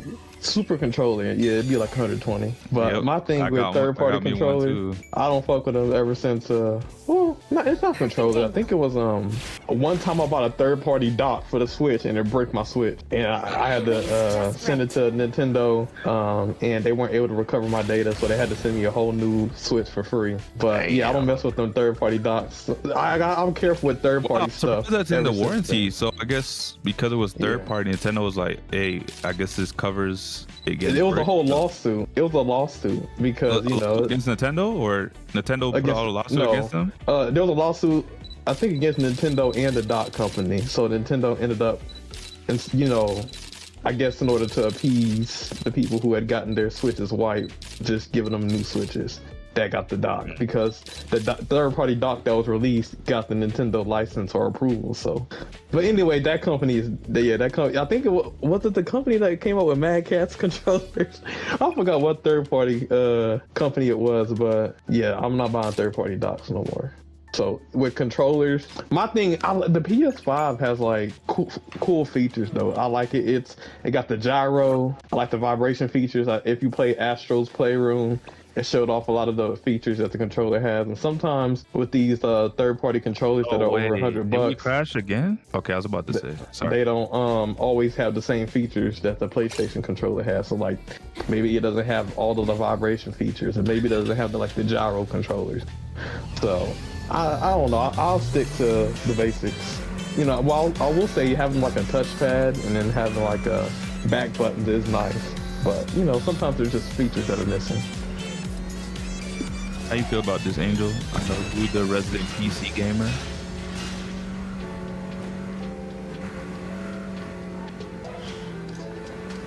Angel? That man in another universe. Shit, I didn't know I was muted. My bad. Yo, what happened? How you feel about the controller? Is this something you would use? The Steam controller? I don't know. Yeah. I've been an Elite Series. What controller do you guy carry? right now? Okay, the Xbox controller. I mean, I'll try it out.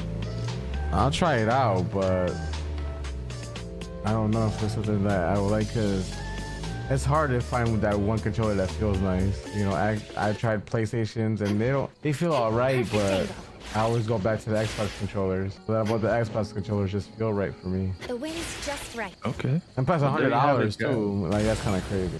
I mean, it is, but technically you'd be able to use it for like games on Steam. I mean, but I can do that. I can do that with my Xbox controller. Yeah, but you got a trackpad, so like games that utilize a mouse and stuff like that, where you need like a mouse click or you need to move with like a mouse feel or a mouse touch, you'd be able to use that on the controller. That's what gyro's for. You know, you actually, if you get your gyro controls on point, you can get some like pinpoint accuracy.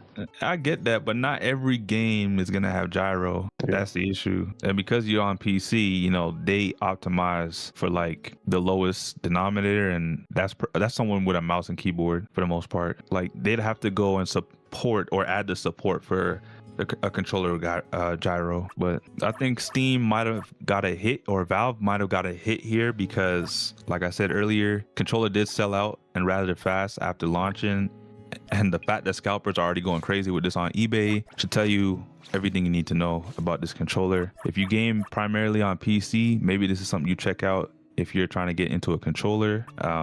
Otherwise, you know, you already have a lot of options, whether it's third party or from Microsoft, Nintendo, and Sony. You know, you can use those controllers on PC. But the next topic we got is, so, you know, we do a lot of leaking on this channel, pause. And most of the times when we talk about the leaks, is Disney Speedstorm. Well, this time around, it's none other than Arc Raiders. Arc Raiders actually got data mined. I don't know if it's the same people that data mine Speedstorm, but shout out to the data miners, because we wouldn't know about these leaks without you. And apparently there's a lot that's gonna be coming to the game in coming months. So one of the biggest things that the community was asking for was like a trading hub, or just the option to trade with other players, and that was actually found in the data mine, where you can trade alongside other players. Another thing is that there's going to be like clan. I know this is not really a big thing, but I thought it was weird how you couldn't like kind of create like a social club and add all your friends there, and that way, you know, you can add raiders who normally go on certain type of raids and ask them if they can join you. I know this is a feature that's already in the finals, so I'm not surprised that it's already coming to Arc Raiders. I mean, it just feels like it's a given at this point. Another thing that was talked about was the new map conditions that were going to be coming. So the ones that we have here, or that I have here on my screen that I can see, is there's 6 brand new map conditions that are going to come to the game. So the first one is Arc Operation Dead Reckoning, and the description for this is a frigate, the UFO, will roam the map. So the UFO was something that was shown during the Hurricane map rotation or map condition. So if anyone has played the Hurricane map condition, you know, at around the 16-minute mark, there's something that flies above you in the Hurricane, and it's shining blue, like there's a blue light. And a lot of people were speculating what that might be, if it's a future arc that's going to come in the big April update leading into Riventides, but we got the turbines, so it couldn't be that. A lot of people are suggesting that it's the UFO from the Hurricane map condition. And also, to tie into that, what was said is that you can actually ride on top of this UFO. So we're gonna have to see what that's all about. But the next map condition is Toxic Swamp. So there's geothermal fissures, and they've erupted beneath the swamp, releasing both toxic gases and rare natural resources. So I'm guessing this is gonna add some new, I guess, floral resources to the game, or just more like minerals in general that we can use to craft different items that are going to possibly come in the game when this map condition comes out. Maybe it's going to lead to having Arc act differently as well on the map. We'll have to wait and see. Maybe we're going to get gas masses coming to the game as well, so that'd be interesting. The other map condition that we have, which is the third one, is Acid Rain. So I don't think I got to explain that. But you're probably not going to want to be outside when this is going on, and maybe it helps you take on the Arc because it'll corrode the armor on the Arc, and this would probably be the best map condition to go on when you need parts from the arc, whether you need to craft a new legendary weapon or you gotta have some items needed for a project that you have to get done, like the weather machine that we had to make, or the new project that we have right now based on Riven Tides, where they give you rewards. So these projects are like objectives that you got to complete and you get rewards for. The fourth map condition is heat wave. A scorching sun has been beaten down on everything and everyone, making it exhausting just to get around. Stay in the shadows if you can. I guess, well, I've been in a heat wave before. It's not fun. I don't know how bad it's going to be in game or what the benefits of being in a heat wave are going to be like, if there are any, but this has piqued my interest a bit. So the craziest one I think so far, which is the fifth map condition, is the queens. Multiple queens have been spotted in the area, though no harvester seems to be anywhere nearby.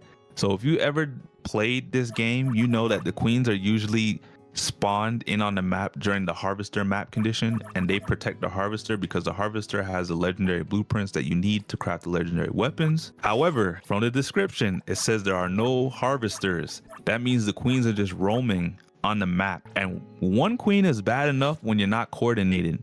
Now you're saying there's multiple. We don't know if it's 2. We don't know if it's 3. We don't know if it's 4. We don't know if you destroy a queen, more will spawn in, because what we do know is when you destroy the queen from the harvester map condition, it doesn't spawn again. So now we don't know how many queens are going to be on the map and if they respawn once they're destroyed. And then the last map condition is repair the extraction. So the description says most return points have been broken down and will need to be repaired before they can be used. This is kind of scary because you don't know if there's going to be a rat trying to kill you while you repair the extract and then take your stuff and then leave. I'm probably just going to use a hatch key and dip because I ain't trying to sit around and play Kumbaya and try to repair something with a group and then all of a sudden someone pulls out the Torrente and smokes me and takes all my shit. Like, I'm sorry, man. I don't got time for that. But yeah, this is some crazy stuff. The fact that you're going to be able to trade with others, a lot of people are suggesting this could be the start of them adding the social hub to the game, where it's going to be a spot like how they have in Marvel Rivals. You can go to New York and have a hangout. You can go to the club and all that. But I want to say the last big thing that they talked about was the map that's going to be coming to the game.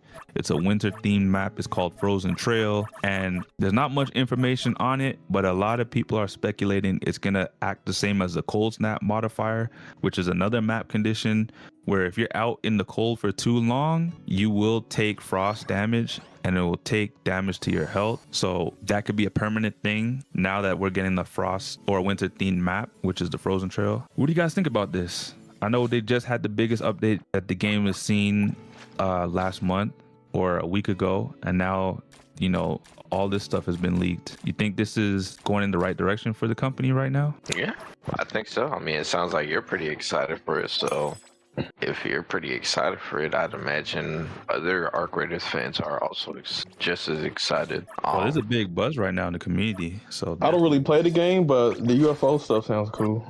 Yep, and I know, you know, usually when it comes to like live service games and stuff, content like this, you know, usually brings back a lot of players that stop playing. So I could see, you know, some players that have probably felt like the game was a bit stagnant. I could see them coming back. The same ones that came back after Riven Tides dropped. Yep. But I'm excited to see where the future lies with this game. You know, they said they have I believe it was a 10-year plan, and I believe them. Because like I said, you know, the finals has been around. Or Destiny 1. Yeah. Because, I mean, the finals, their first game's been around for what, 3 years now? About 10-year games. And now they're saying they want to have this last around 10 years. So I could see it happening if the finals can last for however long it's lasted now. Yeah, it seems like they update the game more frequently than the finals, which is kind of crazy to me. Good luck, Arc Because Raiders. I thought the finals was updated pretty frequent as well, like every 2 weeks or whatever the case was. But this game gets updated every week. So I wish Gameloft had that, where the devs would just update the game every week. Every time we had something to report or something like that, they'd come and fix the game. But I don't know, maybe it's a spaghetti code or whatever. But you know, when devs care about their game, it shows. You know, we got the devs Pearl Abyss, you know, going crazy with Crimson Desert. We had the devs from No Man's Sky go crazy with that game, brought it life. You know, CD Projekt Red with Cyberpunk and The Witcher 3, and now we're seeing this with Arc Raiders. So you love to see it. I think this is the reason why this game separates itself from other extraction shooters. I'm not too well versed with Hunt Showdown. I've never played it, although I do own the game. And I'm not too versed with Tarkov, but I have played the Divisions, and I know for me that game seems very polished. I've never ran into any issues with that game, but I'm not sure when it was in its prime how often it was frequently getting updated, so I can't speak on that. But for me, when a game, especially a live service, gets updated at that rate, it gives me a lot of hope in the team that's behind it, because they care about their game and they want to see it succeed. How do you guys feel about that? Is that the same way for you guys? Yep, I definitely think how often and how frequent you update your game definitely shows how much you know, how much faith and how much it shows. It shows good faith for players. You know, it shows that the devs are still interested. You know, they probably got some stuff in the future planned for the game. It's a good vibes all around. So we need more companies to you know, be like, you know, the people that make Arc Raiders and like Pearl Abyss and whatnot. Yeah. But with all that said, it wouldn't be a talk about extraction shooters without mentioning Marathon at least once. Yes, it's actually not in a good place. I've been saying that every episode now, week by week, and I'm just waiting to see what happens with this game, because that will let me know what happens with Bungie. This is a big topic right now, because I don't even know if Angel knows. He probably does. He probably knows this already, but a lot of people are kind of just dumbfounded or mystified right now, because this game is actually now competing with Destiny 2 in terms of player count, and in some instances this game actually has more players than Marathon now. Or Destiny 2 actually has more players than Marathon now. What's your guys' take on this? Because if you ask me, this game just released like pretty much 2 months ago, and this game already has a player base that is struggling. You know, Destiny 2's been out for however long, and the fact that now you're competing with a player base that's within your umbrella and you're losing is kind of crazy to me. What do you guys feel about this? Shit. I'm still keeping my faith in a Marathon, and I definitely still see a lesson over here. I mean, who knows, man? The devs could eventually put out some changes that end up bringing more casual players. You never know. Now, I don't know, that might kind of fuck with the hardcore fan base, but you know, we will see. Angel, how you feel about this? I know you the biggest Destiny guy out there, I know, and this got it kind of, I could see it being two things for you. One, it could be funny to you, and two, it can kind of be like a slap in the face to you. How do you feel about this? Bungie, give the rights to Destiny to somebody else. That's how I feel. Man. I mean, at this point, you ain't. I mean, yeah, you can go up, because obviously you can't sink the ship any further than what you guys already have. But I mean, if you're not gonna like give a fuck about your games and you're dropping the ball, at least give your franchise to somebody that can save it at this point, because Bungie is far from saving at this point. I don't know. So you want Bungie to give their IP up, both Marathon and Destiny? I don't give a fuck about Marathon. I give a fuck about Destiny. That's the one I give a fuck about. And they literally abandoned it for Marathon, and Marathon ain't doing shit right now. And that's the most upsetting part of everything, is the game. You abandoned Destiny for a game that's not doing better than Destiny at this point. All right, I'll indulge your idea. If Bungie were to sell off the IP of Destiny, which studio would be able to take it and save it? The studio that made Forsaken, because it wasn't just Bungie that the Forsaken, the DLC for Destiny 2.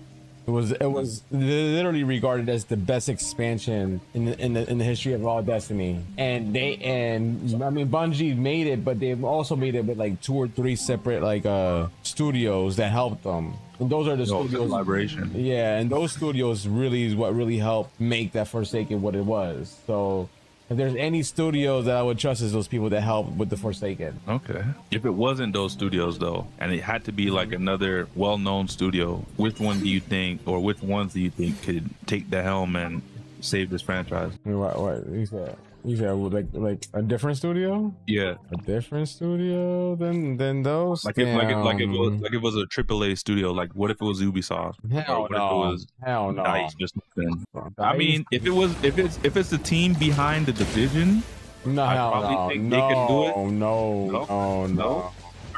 Divisions try to duplicate and replicate what Destiny was, and they failed every single time with their own looter shooter, in my opinion. Some others might argue that, but I mean, Destiny 2 is still relevant till this day, even though it's dying. The game has been out for 10 plus years, a series, and as probably kept the interest than any game. You know, Anthem died. Anthem was supposed to be the Destiny killer. That shit died. End of service. Yeah. Boom.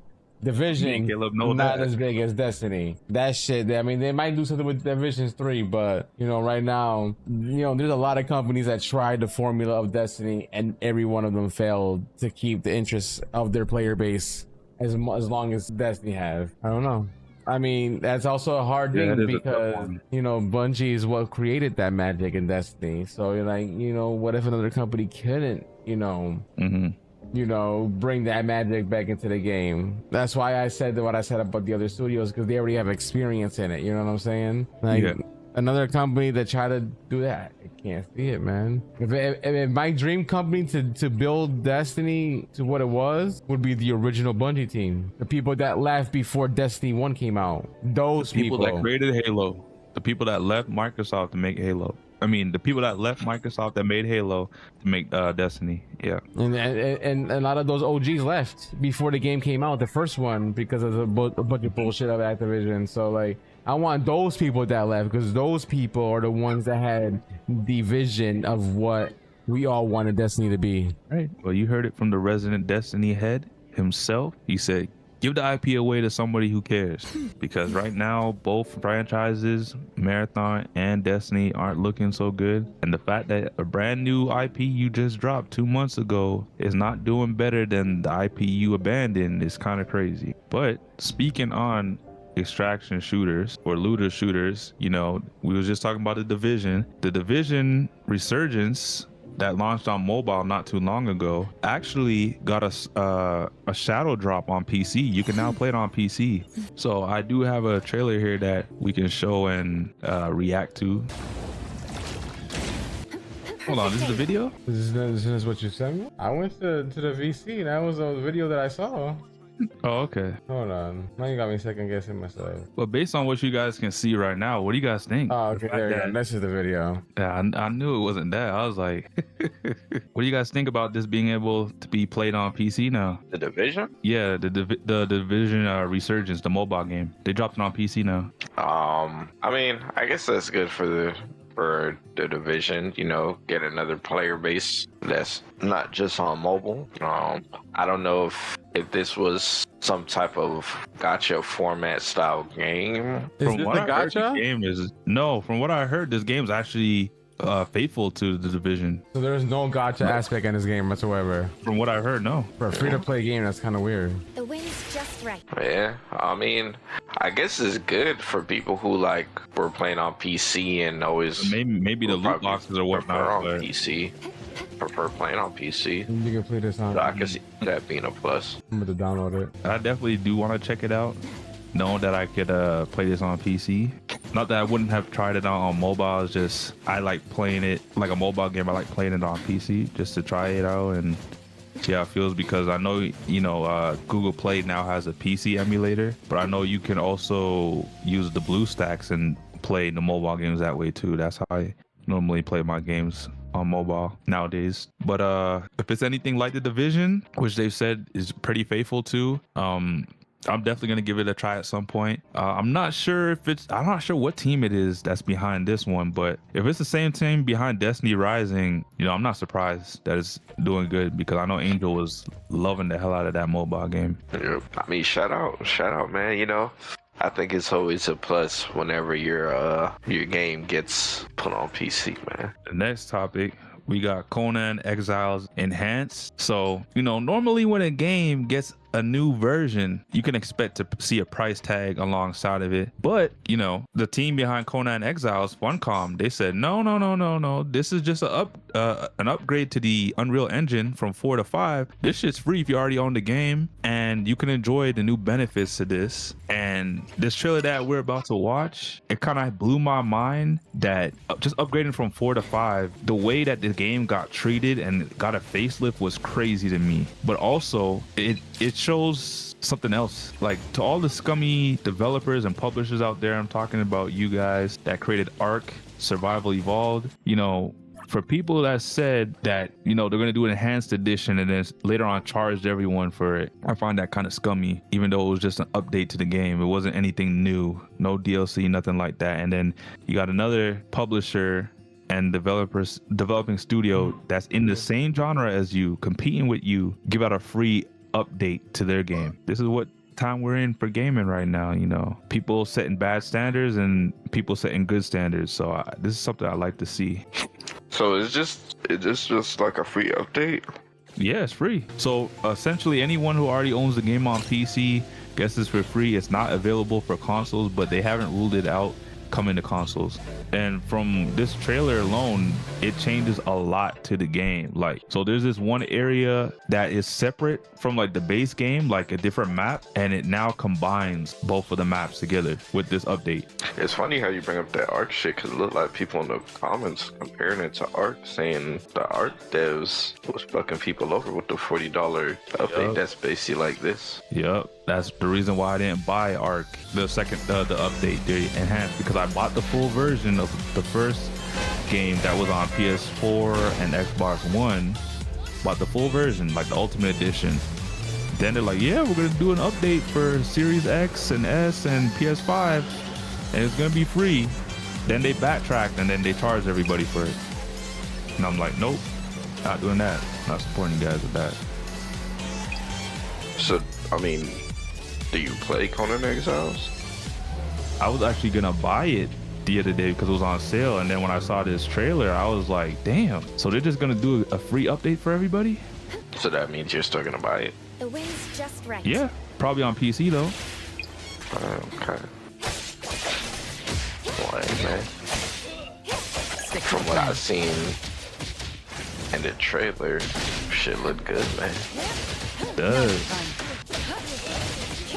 And I'm assuming this is one of those online survival type games. Yep, it is. Okay. Yeah, I actually don't hear too much people talk about it though. Maybe Well, I they're just talking don't about know it now. They weren't talking about it before. They're talking about it now. Yeah, I don't know anybody that's played. I've known a couple people that played Ark though. Yeah. Well, Ark is a bit different because what Ark benefits from is that they had the dinosaurs, right? And everybody was trying to. Perimeter clear. It was like Minecraft, but with dinosaurs, if that makes sense. Everybody was out there trying to tame the dinosaurs. Conan didn't really have that. It's like, and with Conan, it's almost like you're fighting giants, you're fighting different kind of bosses. It's a bit different. I mean, you can still tame things as you saw in the trailer, but it's not to the same extent as Ark, where you can go out there and tame like the entire dinosaur ecosystem. That makes sense. And I just think like games that have dinosaurs always do a bit better, just because, you know, that's something that we've always imagined growing up. Like, what would dinosaurs be like? So the intrigue draws people in. Yeah, man. All in all, from what I've seen, if I was a Conan Exiles fan, I'd be hyped. And I agree, man. I don't know much about Ark, but when you got the same genre, y'all both giving out updates, and one is for free and one costs $40, but it's basically damn near the same thing. Hope I get a Gotta nice kind of start looking at the other devs a little crazy. Yeah, just a little bit different, because like you could, like, they made theirs free. You couldn't do that too. I know you wanted to make a quick buck, but like, what does that do for your integrity? Like, what does that do for people that look at you now? People kind of look at you cross-eyed, like, yeah, they're a good development studio, but like, they're kind of scummy. Like, you don't want that reputation. Yeah. Now, the only thing I will say is because I don't play Ark, I don't know exactly what entails for the expansion, because some expansions, you know, are like worth the money. But you know, is this a case of expansion being justified for being that price, or just another company just being one to, you know, be good to their player base and decide not to charge? I mean, I don't think it's justified when you come out and say we're gonna do this for free, and then turn around and ask people to pay for the upgrade. That's what they said. Yeah, that essentially it's like, oh, we're coming out with an update. It's gonna be free. It's gonna be a free update, and then eventually they're like, no, you gotta pay for it now. I don't like that. If they said that, then yeah, that would definitely is crazy. Again, same result. But I know we briefly talked about it last week, but you know, Diablo did get a facelift. The entire game got a facelift from top down. It got scrubbed clean. I'll handle this. And it feels like a fresh game, a new game. I've been hearing nothing but great things about it since. And I just wanted to, you know, showcase a trailer that we could all watch with the new and improved Diablo 4. I guess we can call it Diablo 4.5. Yeah, Nano, when I get back into this, I'm definitely going to be playing as a paladin class. That's just my go-to. I normally always try to play like a faith-based class or like a battle mage. So this is definitely right up my alley. And I definitely want to try Warlock at some point too. Yeah, I know we kind of talked about it last week. But yeah, like I said, if I like right now, I don't have any current intentions of going back to the game, but that's because I got a lot of stuff that I'm playing or I plan on playing. So unfortunately, I don't have time to get back into Diablo 4. But that doesn't mean I can't get back into it in the future. And if I ever do come back to the game, like I said, I plan on playing the Rogue because I always wanted to play that class. Because I was playing the Druid class first, the one with the bear and stuff. And you know, I'm happy that the game seems like it's been doing better, because man, when I left Diablo, I'm not gonna lie, people was shitting on the game. People was playing different games like Path of Exile. They were like, oh my gosh, Path of Exile is just doing everything Diablo could wish they could do and stuff like that. I remember all that shit. So, you know, you never really want companies to be doing bad, and plus if Diablo's doing good, then that means Path of Exile has tougher competition, which also means they're gonna have to do more good shit too. So I think all in all, this is a net positive for all parties involved, and you know, I think this is very good on Blizzard, because Diablo is one of their like babies, right? So you kind of need games like that, you know, the games that kind of make up the identity of your company. You want them to be in a positive space with the, you know, the gaming masses. So Perimeter clear. From what I'm hearing, you know, this is a good thing they got going on. So hopefully they keep on keeping on. I agree. We need this more in gaming, to be honest. You know, sometimes games don't launch the best, but you know, show us you care. And you know, if you show us that you care, half the time, you know, we might just stick around, just because the fact that you care so much and you believe in your game makes me want to believe too. But the minute you just launch a game and it look like you just trying to take a quick buck out of me, I'm not gonna stick around, and I'm not gonna come back afterwards when you got something else to drop. You know, a lot of studios like to do that. Shout out to Parappa the Raptor, man. You gotta believe. But speak of the devil, you know, we do got Dracula. Well, not really Dracula, but vampires with Blood of the Dawnwalker. You know, they're now ramping up their marketing. They've got a lot of trailers that came out. They did like a big developer. Isn't that game supposed to be coming out soon? Yep, this year, sometime in the fall, I believe. You know, they did a big developer kind of stream or video, and they did like a big overview covering the game. And I just thought we could look at the story trailer real quick. You know, is this the game with the guy that could like turn into like he's kind of like a vampire, and you could like do good and bad things and stuff like that? Yes, I know there's 2 separate vampire games that have come out relatively recently, and one just released not too long ago. And when they were both announced at the same time, a lot of people were kind of confused. So I'm pretty sure that's the one you're talking about. But this is the one that is published by Bandai Namco. So, you know, there was some budget behind this one.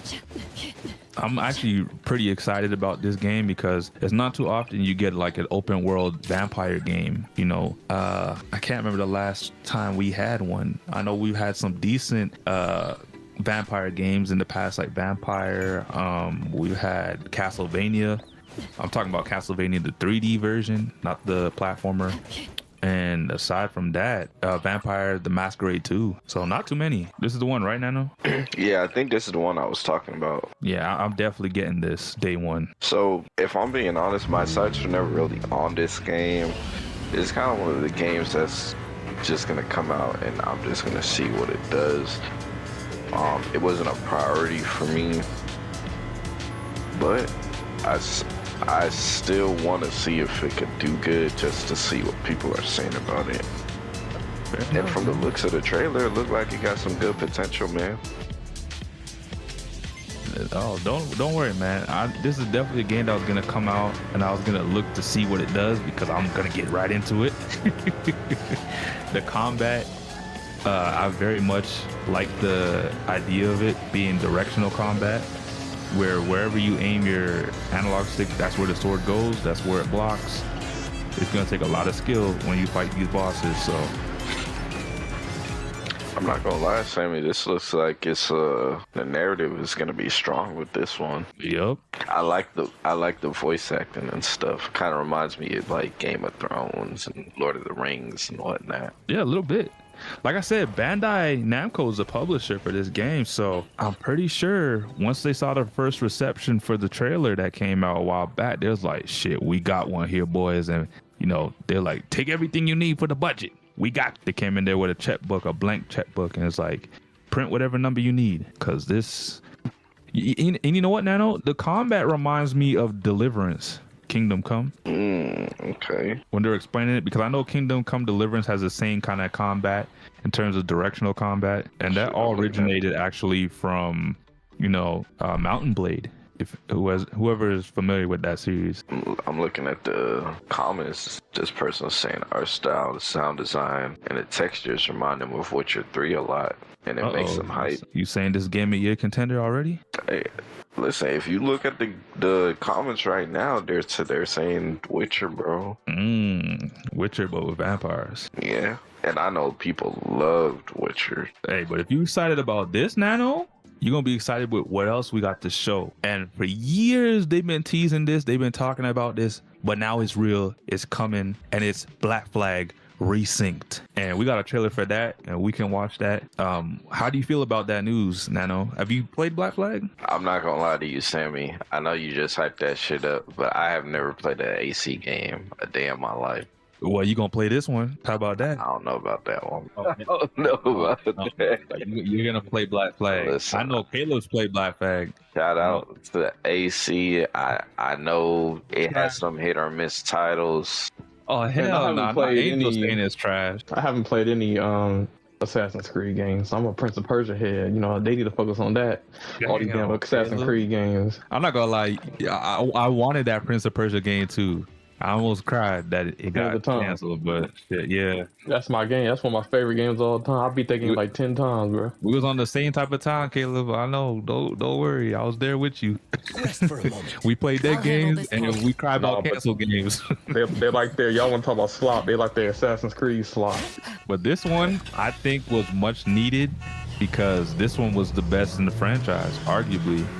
Like, a lot of people like to say Assassin's Creed 2, but Black Flag. You said Black Flag was the best one? There's no fucking way. Black Flag, for sure. I think the first three were the best ones, the trilogy. The trilogy was good, but 4 was arguably like a big step. It like changed everything.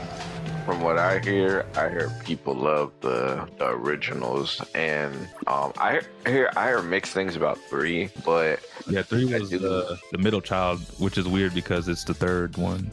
Yeah, I do hear that people did enjoy Black Flag though, and I know one of the bigger things about the game is riding in a boat and you know And that's what they thought they could do in Skull and Bones, Perimeter clear. which we ain't gonna talk about. Even though they got some news lately, we ain't gonna talk about Skull and Bones. Come on, man. Stay out of That game That sound like a hater. Nah. I'm hating on the game. It's just that the fact that you're Ubisoft and you made Black Flag and you were supposed to make a pirate game that was similar to Black Flag, but you made a what do you call it? A ship simulator where you just sit in your ship the entire time and everything you do, you're sitting in your ship. Like, that's crazy to me. Wasn't that game supposed to be the quadruple A title? Yes, that's why we ain't touching that game. Them so. But This is quadruple A gaming. for AC, for Black Flag Remake, I'm not gonna lie, Sammy, I'm still not interested in it, and I probably won't play it, but I'm happy for the people that always wanted to play this game, or people that played the original and are looking forward to the remake. Well, I appreciate that sentiment. You know, it's never too late for you to come to the Assassin's Creed side, Nano. I know Angel don't seem like he cared too much, but it's never too late for you either, Angel. Don't worry. You can always come back. That's crazy. Hey man, shout out SEO, man. Yeah, SEO was that nigga, and he will forever be that nigga. That's the only one I know, bro. Nah, Altair, man. And Altair. Those are the two main ones, man. I don't give a fuck about anybody else. Peace be with you, Altair. But yeah, so we got another trailer here. When I saw this, I'm not gonna lie, it kind of gave me it's crazy that I'm saying this, but it kind of gave me Scalebound vibes. Man, I watched this yesterday. Without the Scalebound. Bro, this thing is kind of like Earth Defense Force, bro. A little bit. Bro, it's like Earth Defense Force with some Scalebound in it. Scalebound? Maybe. I think this is right up Caleb's alley. When I saw this, I was like, this looks like something Caleb would play. You think so? Yeah. I mean, put up the trailer, Angel. Let Caleb see. I think after Caleb watches this, he'd be like, yeah, I might check this out.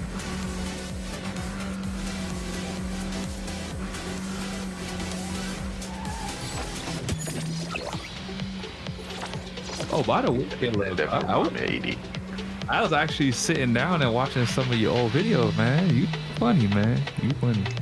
Oh, where? What you see? What was the video called again? The flash drive, something like that. Oh man, a little college project, man. Try to do a little chasing. Yeah, it was hilarious. I'm not gonna lie. Oh Lord.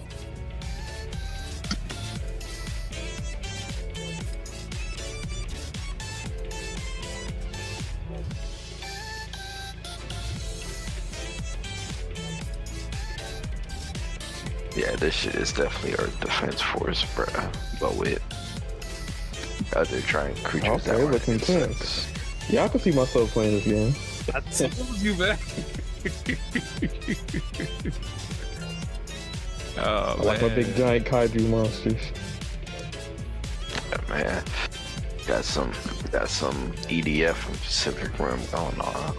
Yep. BeastLink, okay. But when I saw the guy transform into that, I was like, wait, hold on. So now you can turn into the animals too? While on the same topic with like dinosaurs and stuff, we got another trailer called WilderDark or WilderDark, I guess. It's supposed to be a horror like Jurassic setting game. Even though there's supposed to be a horror Jurassic Park game coming out, this is not the same one. But I guess this is going to be competing with that game. We'll see which is the better Jurassic Park game. I'm glad to see these type of games come out now because honestly, you can't tell me the last time we had a good dinosaur game. Weren't they supposed to be coming out with some Tarot game?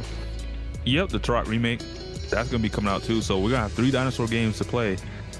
I mean, technically we kind of had something like that with Evolve, but you know, 2K got rid of that game.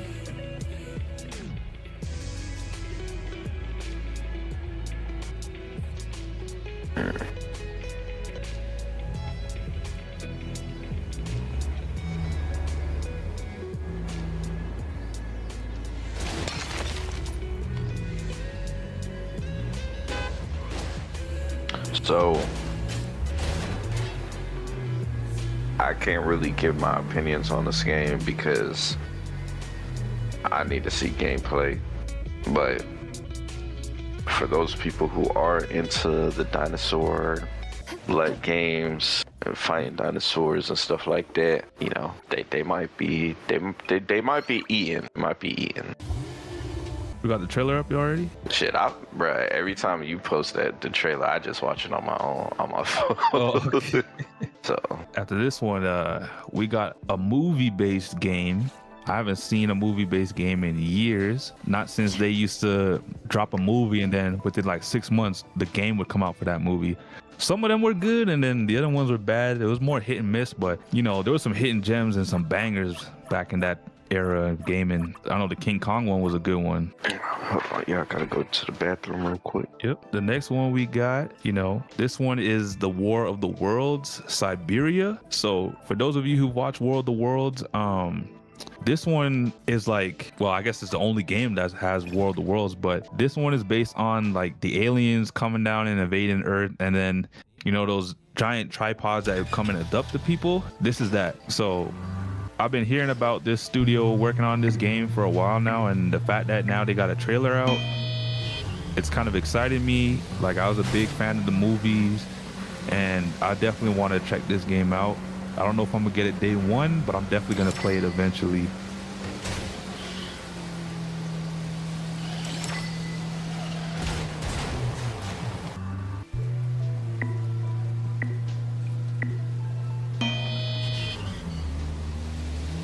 Like, look at it. It actually looks pretty decent. Like the giant like tripod or whatever is. It looks pretty good.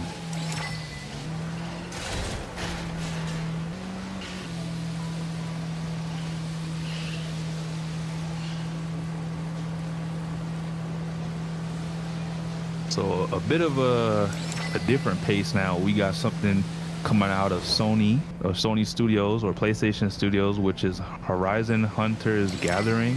So there was an announcement a while back for the game, but now there is a closed beta test number 2 that's coming up between May 22nd and May 25th. For those of you who are interested in playing this game, that is the time frame in which you have to play this game. I think that's the weekend, actually. The 22nd, I believe, is a Friday. And from what I remember, this game is something like a Monster Hunter game.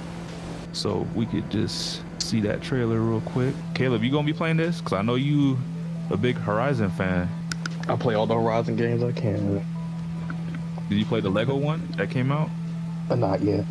I've been, like I said, Switch, actually. I haven't been able to get so many games, man, because they all $80 now, man. So You saying they pricing you out? yeah, man. But it's crazy because a lot of people are saying this is the next Concord, and this game's gonna shut down within a week or something like that. Negative. I don't know how I feel about that sentiment. Did you ever play Concord? I've never played Concord. I actually played it. I had fun with it. I like my hero shooters. Was it the best hero shooter in the world? No. Got some good things. But shutting down in a week is crazy, Caleb. You can't deny that. That game could have lasted longer. They just didn't get the sales they wanted, and so they just shut it down. But if they really wanted to, that game could have been like online servers for like a year if they really wanted to. Hey, the game looks good. The Hunters and Gatherers, that game looks good to me. Yourself playing? I can see myself playing that, yeah. Okay. And then for those of you who have ever played NBA Street, you know, we have a treat for you because Street Ball is coming back. I know it's not EA that's making it. That's probably a good thing, but you know, the fact that we're getting another game of that caliber, I think is a good thing, because those are the times where sport games were really running things. You know, we had FIFA Street, we had NFL Street, we had NBA Street. Not sure if there was an NHL Street, but there was a lot of street titles back in the day, and they were all bangers. So getting an NBA Street again is nice, but it's not NBA Street, it's NBA The Run, and maybe they might have gotten a little, you know, hint of success from how they can make some money off of basketball games or sport games, and maybe this is a spiritual successor to NBA Street. But I'm excited to see street basketball is back again. Yo, having an NBA Street game with LaMelo Ball, man, that's crazy. Crazy. Not too long ago, he was 14. Triple Right. B. Playing for his dad. But I mean, it makes sense. Usually, like those kids, they be like in AAU their whole life and stuff. Like, yeah, they gonna. I mean, you do something long enough, you gonna get good. So, you know, people can talk all they want about LeVar Ball, but he got all of his sons in NBA or professional basketball at some point. And yeah, that's dope. But yeah, I mean, the game looks, from the trailer at least, it looks dope. Have you played this NBA game? Street, This bro? game gives me heavy NBA Street vibes. Heavy. I'm telling Heavy you. on the I'm NBA telling Street vibe. I'm wondering if there's game breakers. They're probably not called game breakers, but I'm wondering because the alley-oop is straight NBA Street. I won't play. And then like the aura that they have, it's like the Yup. aura. That's NBA Street right there too. Like it's like I see a lot of like similarities watching this. Yup, the DJ. I was loving the DJ announcing everything. One thing about NBA Street is the announcer has to be on point. If he's not on point, like I can't vibe. Like, you can tell the studio had heavily influenced by NBA Street. Yup. And I can't wait to play this game. This looks like fun. You know, it's a breath of fresh air from playing the usual 2K. And Yeah, I won't get 2K, but I'd play this game. Yeah, this actually You looks might fun. be. I'm actually caught that because I used to fuck with NBA Street heavy. I'm not a sports which one game did type of guy. And I played NBA Street 1 and 2, I believe. And those are my okay. shits. I actually got into the series with 3, but then my cousin, she had the GameCube and she had 2. And then I just love playing 2 because I think with the GameCube version, at least, you can play all the like Nintendo characters like Mario, Luigi, Princess Peach. It was kind of different, but yeah, I definitely want to get into this. But you know, aside from the nostalgia, I guess we're still on nostalgia. We got a sequel to Alien Isolation. Have you guys actually played Alien Isolation? Nah, but I know it's kind of more like the horror type game when you're like kind of by yourself going against like the alien, and the alien could like go through the little like vents and stuff, and you could crawl through the vents too. I've seen some. And if you made noise too, the alien could pick up on that and find you. Yep. So there's actually a teaser trailer that we could show for the sequel, and I'm actually excited as hell about this because if it's anything like the first one, I think we're in for a treat here. And I'm definitely playing this. Did you play Isolation? No, but I'm playing this. And Isolate. I have Isolation. I just never played it yet. I was always thinking about like possibly streaming it, but I was like, man, I ain't trying to stream it and have myself look kind of goofy. Damn, and this is a sequel, so that means the last one did good. Very good. Shout out to Yeah, I Sega. know- Sega I be know on shit people- lately, bro. I know a lot of people stream this game, I think. They did. It's probably like a great stream horror type game, kind of like Yep. Outlast.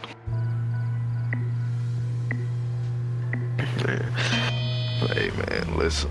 I think it's great for the people who are fans of the first one. So Most definitely. Are we able to get the teaser up, Angel? I already did it. Did you not Oh see it? shit.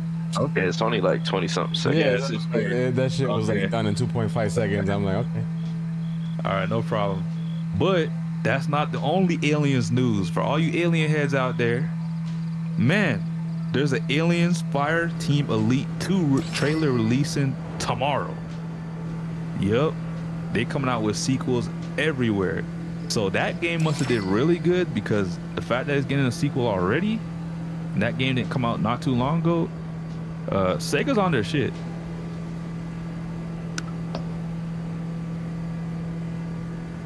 How do you guys feel about the Alien franchise getting this much play and this much love? I think it's good, man. I always think it's good when Alien and like Predator and stuff get some shine, man. Some of the old school monster movies, Yep. you know. Yeah, I think it's good. I watched some of the newer Alien and Predator movies, and they've been really good. That new Predator Badlands is good.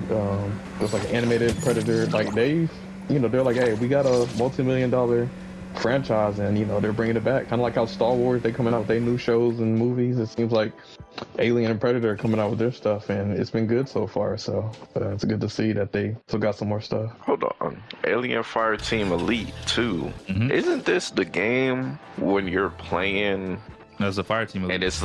and it's like 4 of you guys? Yep. It's like it plays like Left 4 Okay, Dead. I remember this You game. see aliens. I never played it, but I heard about this game. Shit. Shit, I actually think this is dope that part 2's coming out. You know, multiplayer. Wait, was the first one co-op? Yep.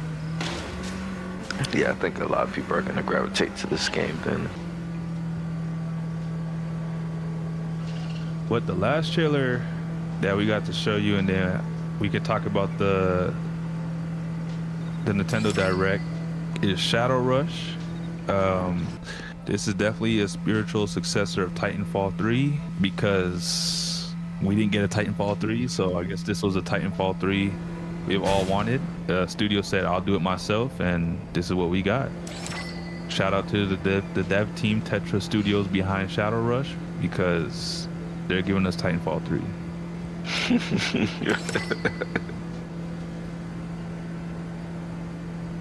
And this is also free to play, guys, so if you're interested in checking this out, do it. You don't gotta pay. Hopefully people don't cry because too much movement. I like how the game has destructibility like Battlefield. Is this a PC only game? I think so right now. Oh, dang. So you gotta get your Steam from the machine. console. Right. When it releases, it's gonna come to console. It needs to be, yeah. I think a game like this, if you're trying to be like Titanfall, man, you kinda...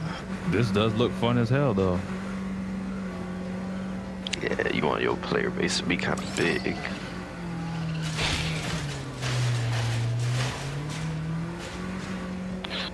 Hopefully it could, you know, get some people on the game off of Titanfall back, man. I don't It looked good what though. the It looked hell good. They were thinking by not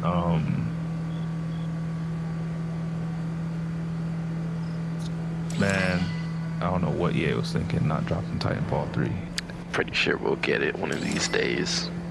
Yeah, Maybe not in our once they lifetime, but you know. That's crazy. Isn't it always crazy whenever you're asking, you know, people are clamoring for certain games, but the devs are like, nah, we don't want to make money.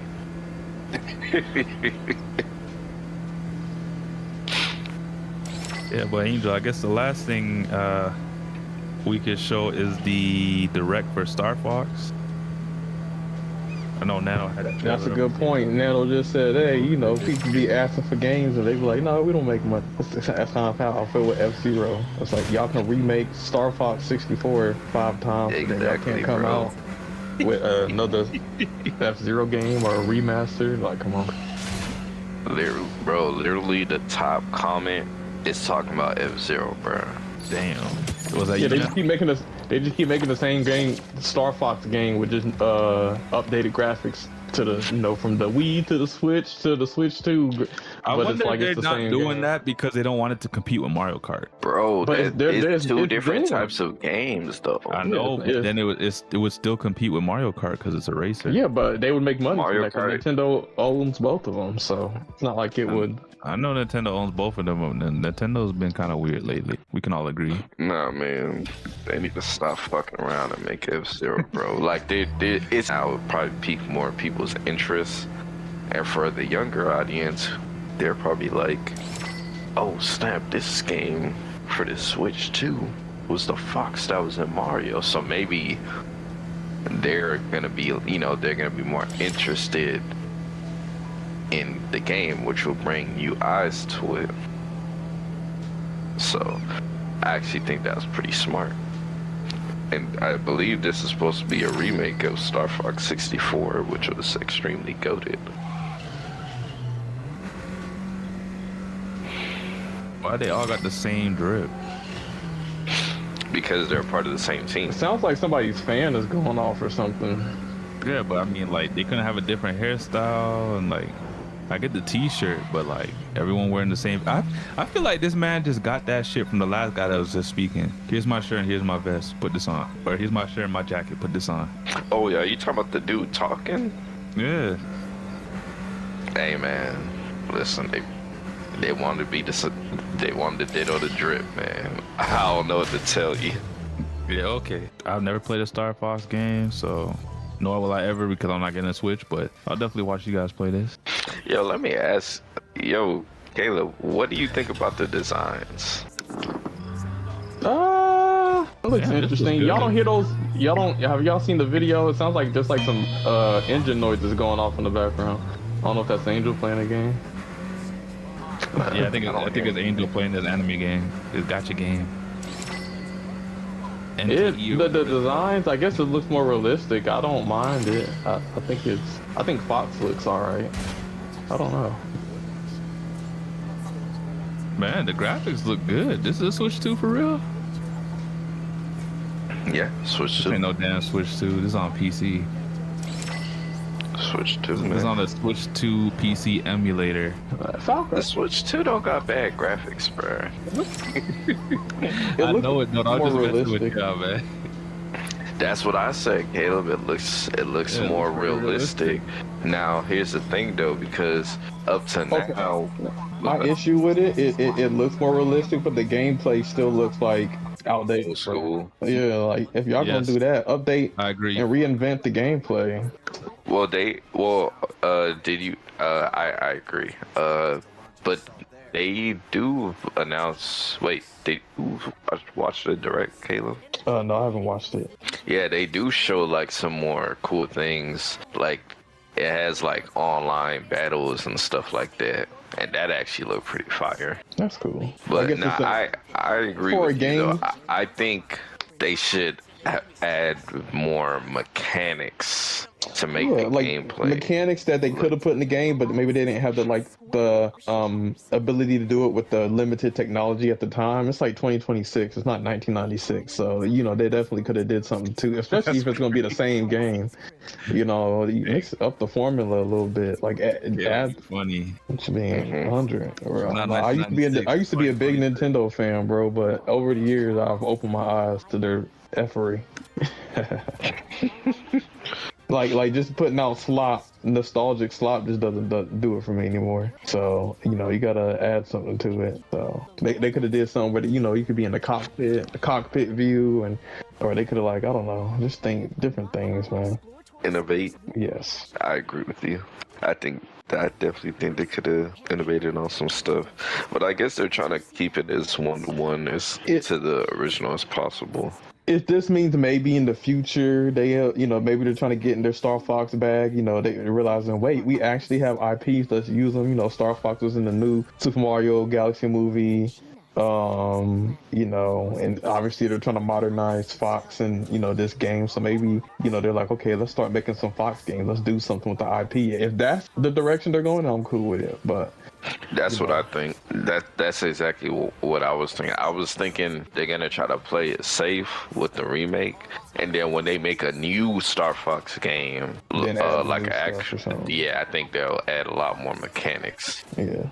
But hey, if you never played a Star Fox game before, this might be a good entry for you. But I guess it's my criticism of this. This is like another way for them to milk. Like if they come out with this, like the third rendition of this game, just a way for them to get $80 from a game they've already made before. So That is true, but I mean, it is an old as hell game, so I'm not against it being remade for the Switch 2. If they're gonna remake anything, give me fucking Donkey Kong 64 remake. Who said that? Apparently there's some rumors that Zelda's Ocarina of Time is getting remade. It's crazy. Never know, you might get that DK64 remake. I just overall I think what a lot of these companies are doing is they're remaking games graphically, but not, like you said, not mechanically. And I think they need to do that. There's graphics weren't graphics weren't the only thing being held back by those older consoles. There are mechanics that were limited as well, but we're 3D, y'all got the engines, y'all got the capability to do things. I feel you. One thing I am kind of interested though is if whenever they make another Smash game, if they're gonna be using these visuals for the characters.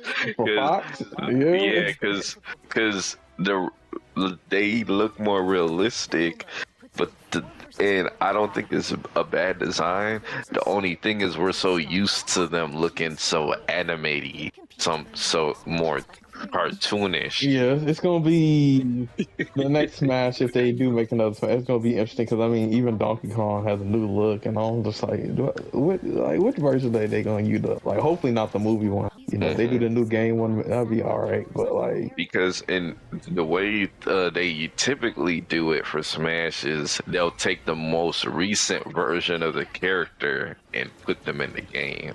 Yeah, I mean, that's what they did to like Ganondorf and Link and Zelda and stuff. Yeah, the characters evolved from the 64, the GameCube to the Wii version. So yeah, it'll be interesting. Yeah, maybe like the anime characters look more realistic too. It'll be interesting to see a Smash Bro, like a hyper realistic Smash Bro. That'd be interesting. You want a Jump Force, but in the Smash version? Something like that, yeah.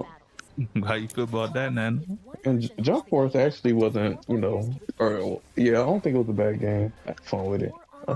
I mean, that's a whole other conversation. As long as they can make it look good and still keep its feel. Super Smash Jump Force? Yeah, I think visually, this game looks pretty good. I'm probably gonna buy it just because it's been a long time since I played the OG Sniper Fox. Oh, they do have a cockpit mode. Okay, I was just about to say. Okay, they had a cockpit. Yeah, man. They had a little something. Right? I kind of want to support the game because I want them to see that people still want more than Mario. Yeah, I agree. And it's something else for the Switch. You got Donkey Kong, you got Mario Kart, you got Star Fox, you got some Kirby. So hey, you can get into your IP bag. The only IP really that yeah. So, seeing this makes me think they could get some Star Wars up on the Switch. Ever since the Force Unleashed had different versions for the Wii versus the Xbox, I'll never buy a Star Wars game for the Switch unless it's like a Switch exclusive. But it's always been like that with Nintendo. I remember back in the day, you can get like the Harry Potter games, and it was different when you got the Harry Potter game on the Game Boy. It was a whole different game, watered down and everything. Like it was nah. Yeah, that's the same thing that happened to the old Burnout game. Yeah, bro. If you played it on Nintendo, that shit would look like newspaper. Yeah, it was the same thing with the Spider-Man games. I was like, what the hell is this shit? Definitely a whole different Yo, if you was a Nintendo gamer back then, they hold your ass, bro. Yeah, they did, bro. It was crazy because I remember going to GameStop Funko Land. I went in and they had a Force Unleashed demo and I played. I'm like, yo, this game is amazing. Then I got it for the Switch and none of that was there, bro. It was like, what am I playing? It's like they took out so much, man. Damn, man. Man, look what Nintendo did to Caleb. They get this man nightmares. Oh, bro, you could play a Nintendo 64 controller on this shit, bro. Okay. If your Nintendo 64 controller don't got no damn stick drift. Nah, I'm pretty sure they're probably gonna they might sell some for this. With anti-stick drift, I hope. Wait, hold on. Yeah. I'll definitely probably fuck with the game. And I think this game's coming out June 25th or July 25th, one of them. So it's actually pretty close to releasing. Yeah, Sammy, you gonna need to get a Switch for this game, man. Nah, I ain't getting the Switch. Hey, get it while it's hot, man. Hell nah. It's not too late to become a Nintendo fan, bro. Nah, if I'm gonna get a Nintendo console, I'm gonna go get a Wii. It's not too late to become a Nintendo, bro. Nah. never that. Go get a classic 64 or Super Nintendo and get myself some Street Fighter. Oh yeah. That Marvel versus Capcom. The Marvel Heroes. Oh yeah. Ain't no more going back in time, man. Play the real Smash Bros. Nano said none of that Smash Bros Jump Force. Nope.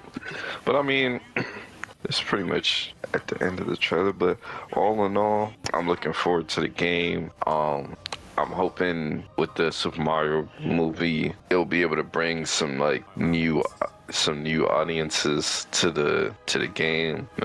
Put them up on Fox and make it be known that Fox isn't just a Smash character.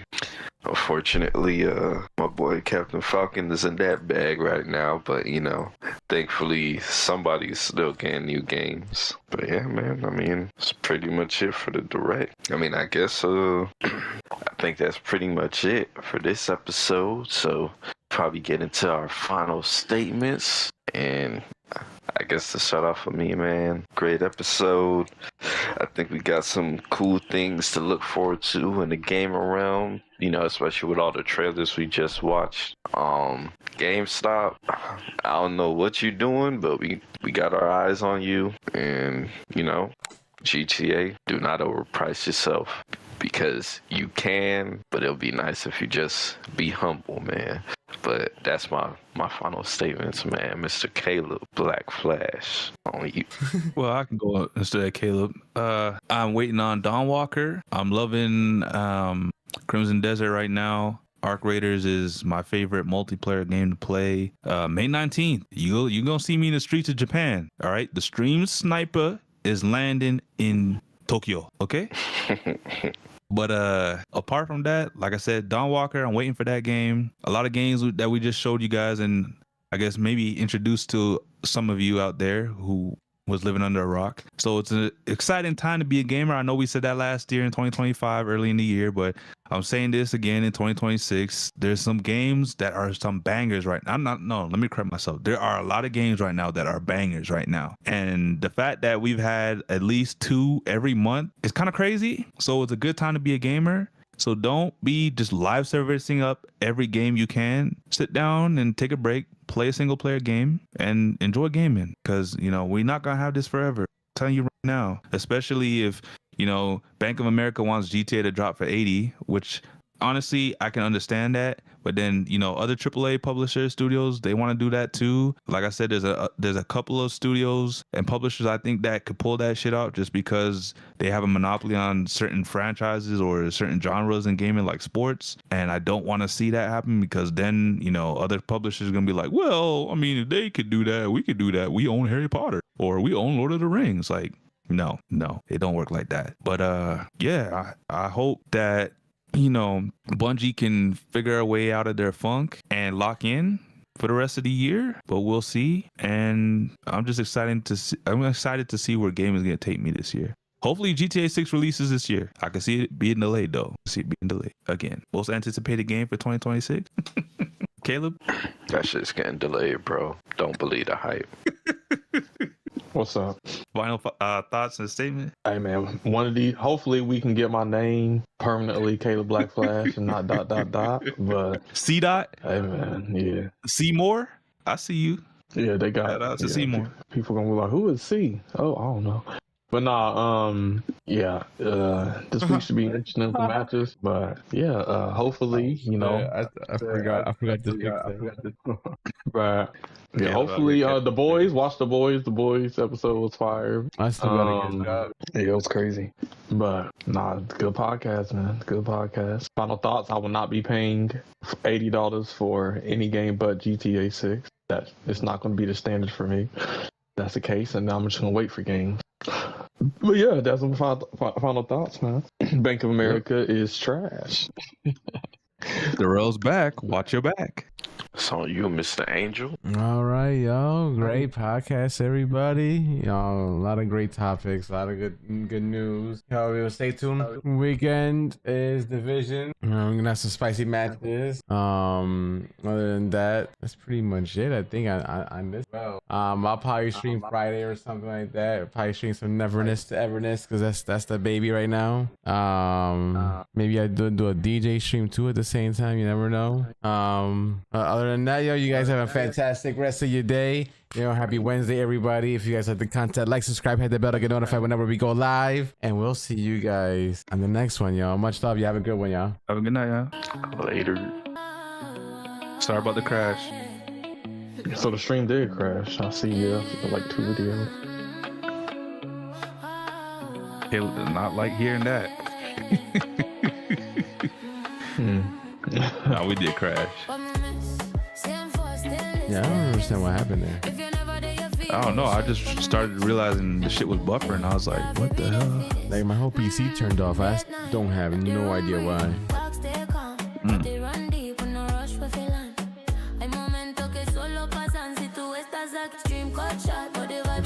Sammy said, "This gonna be an hour 30.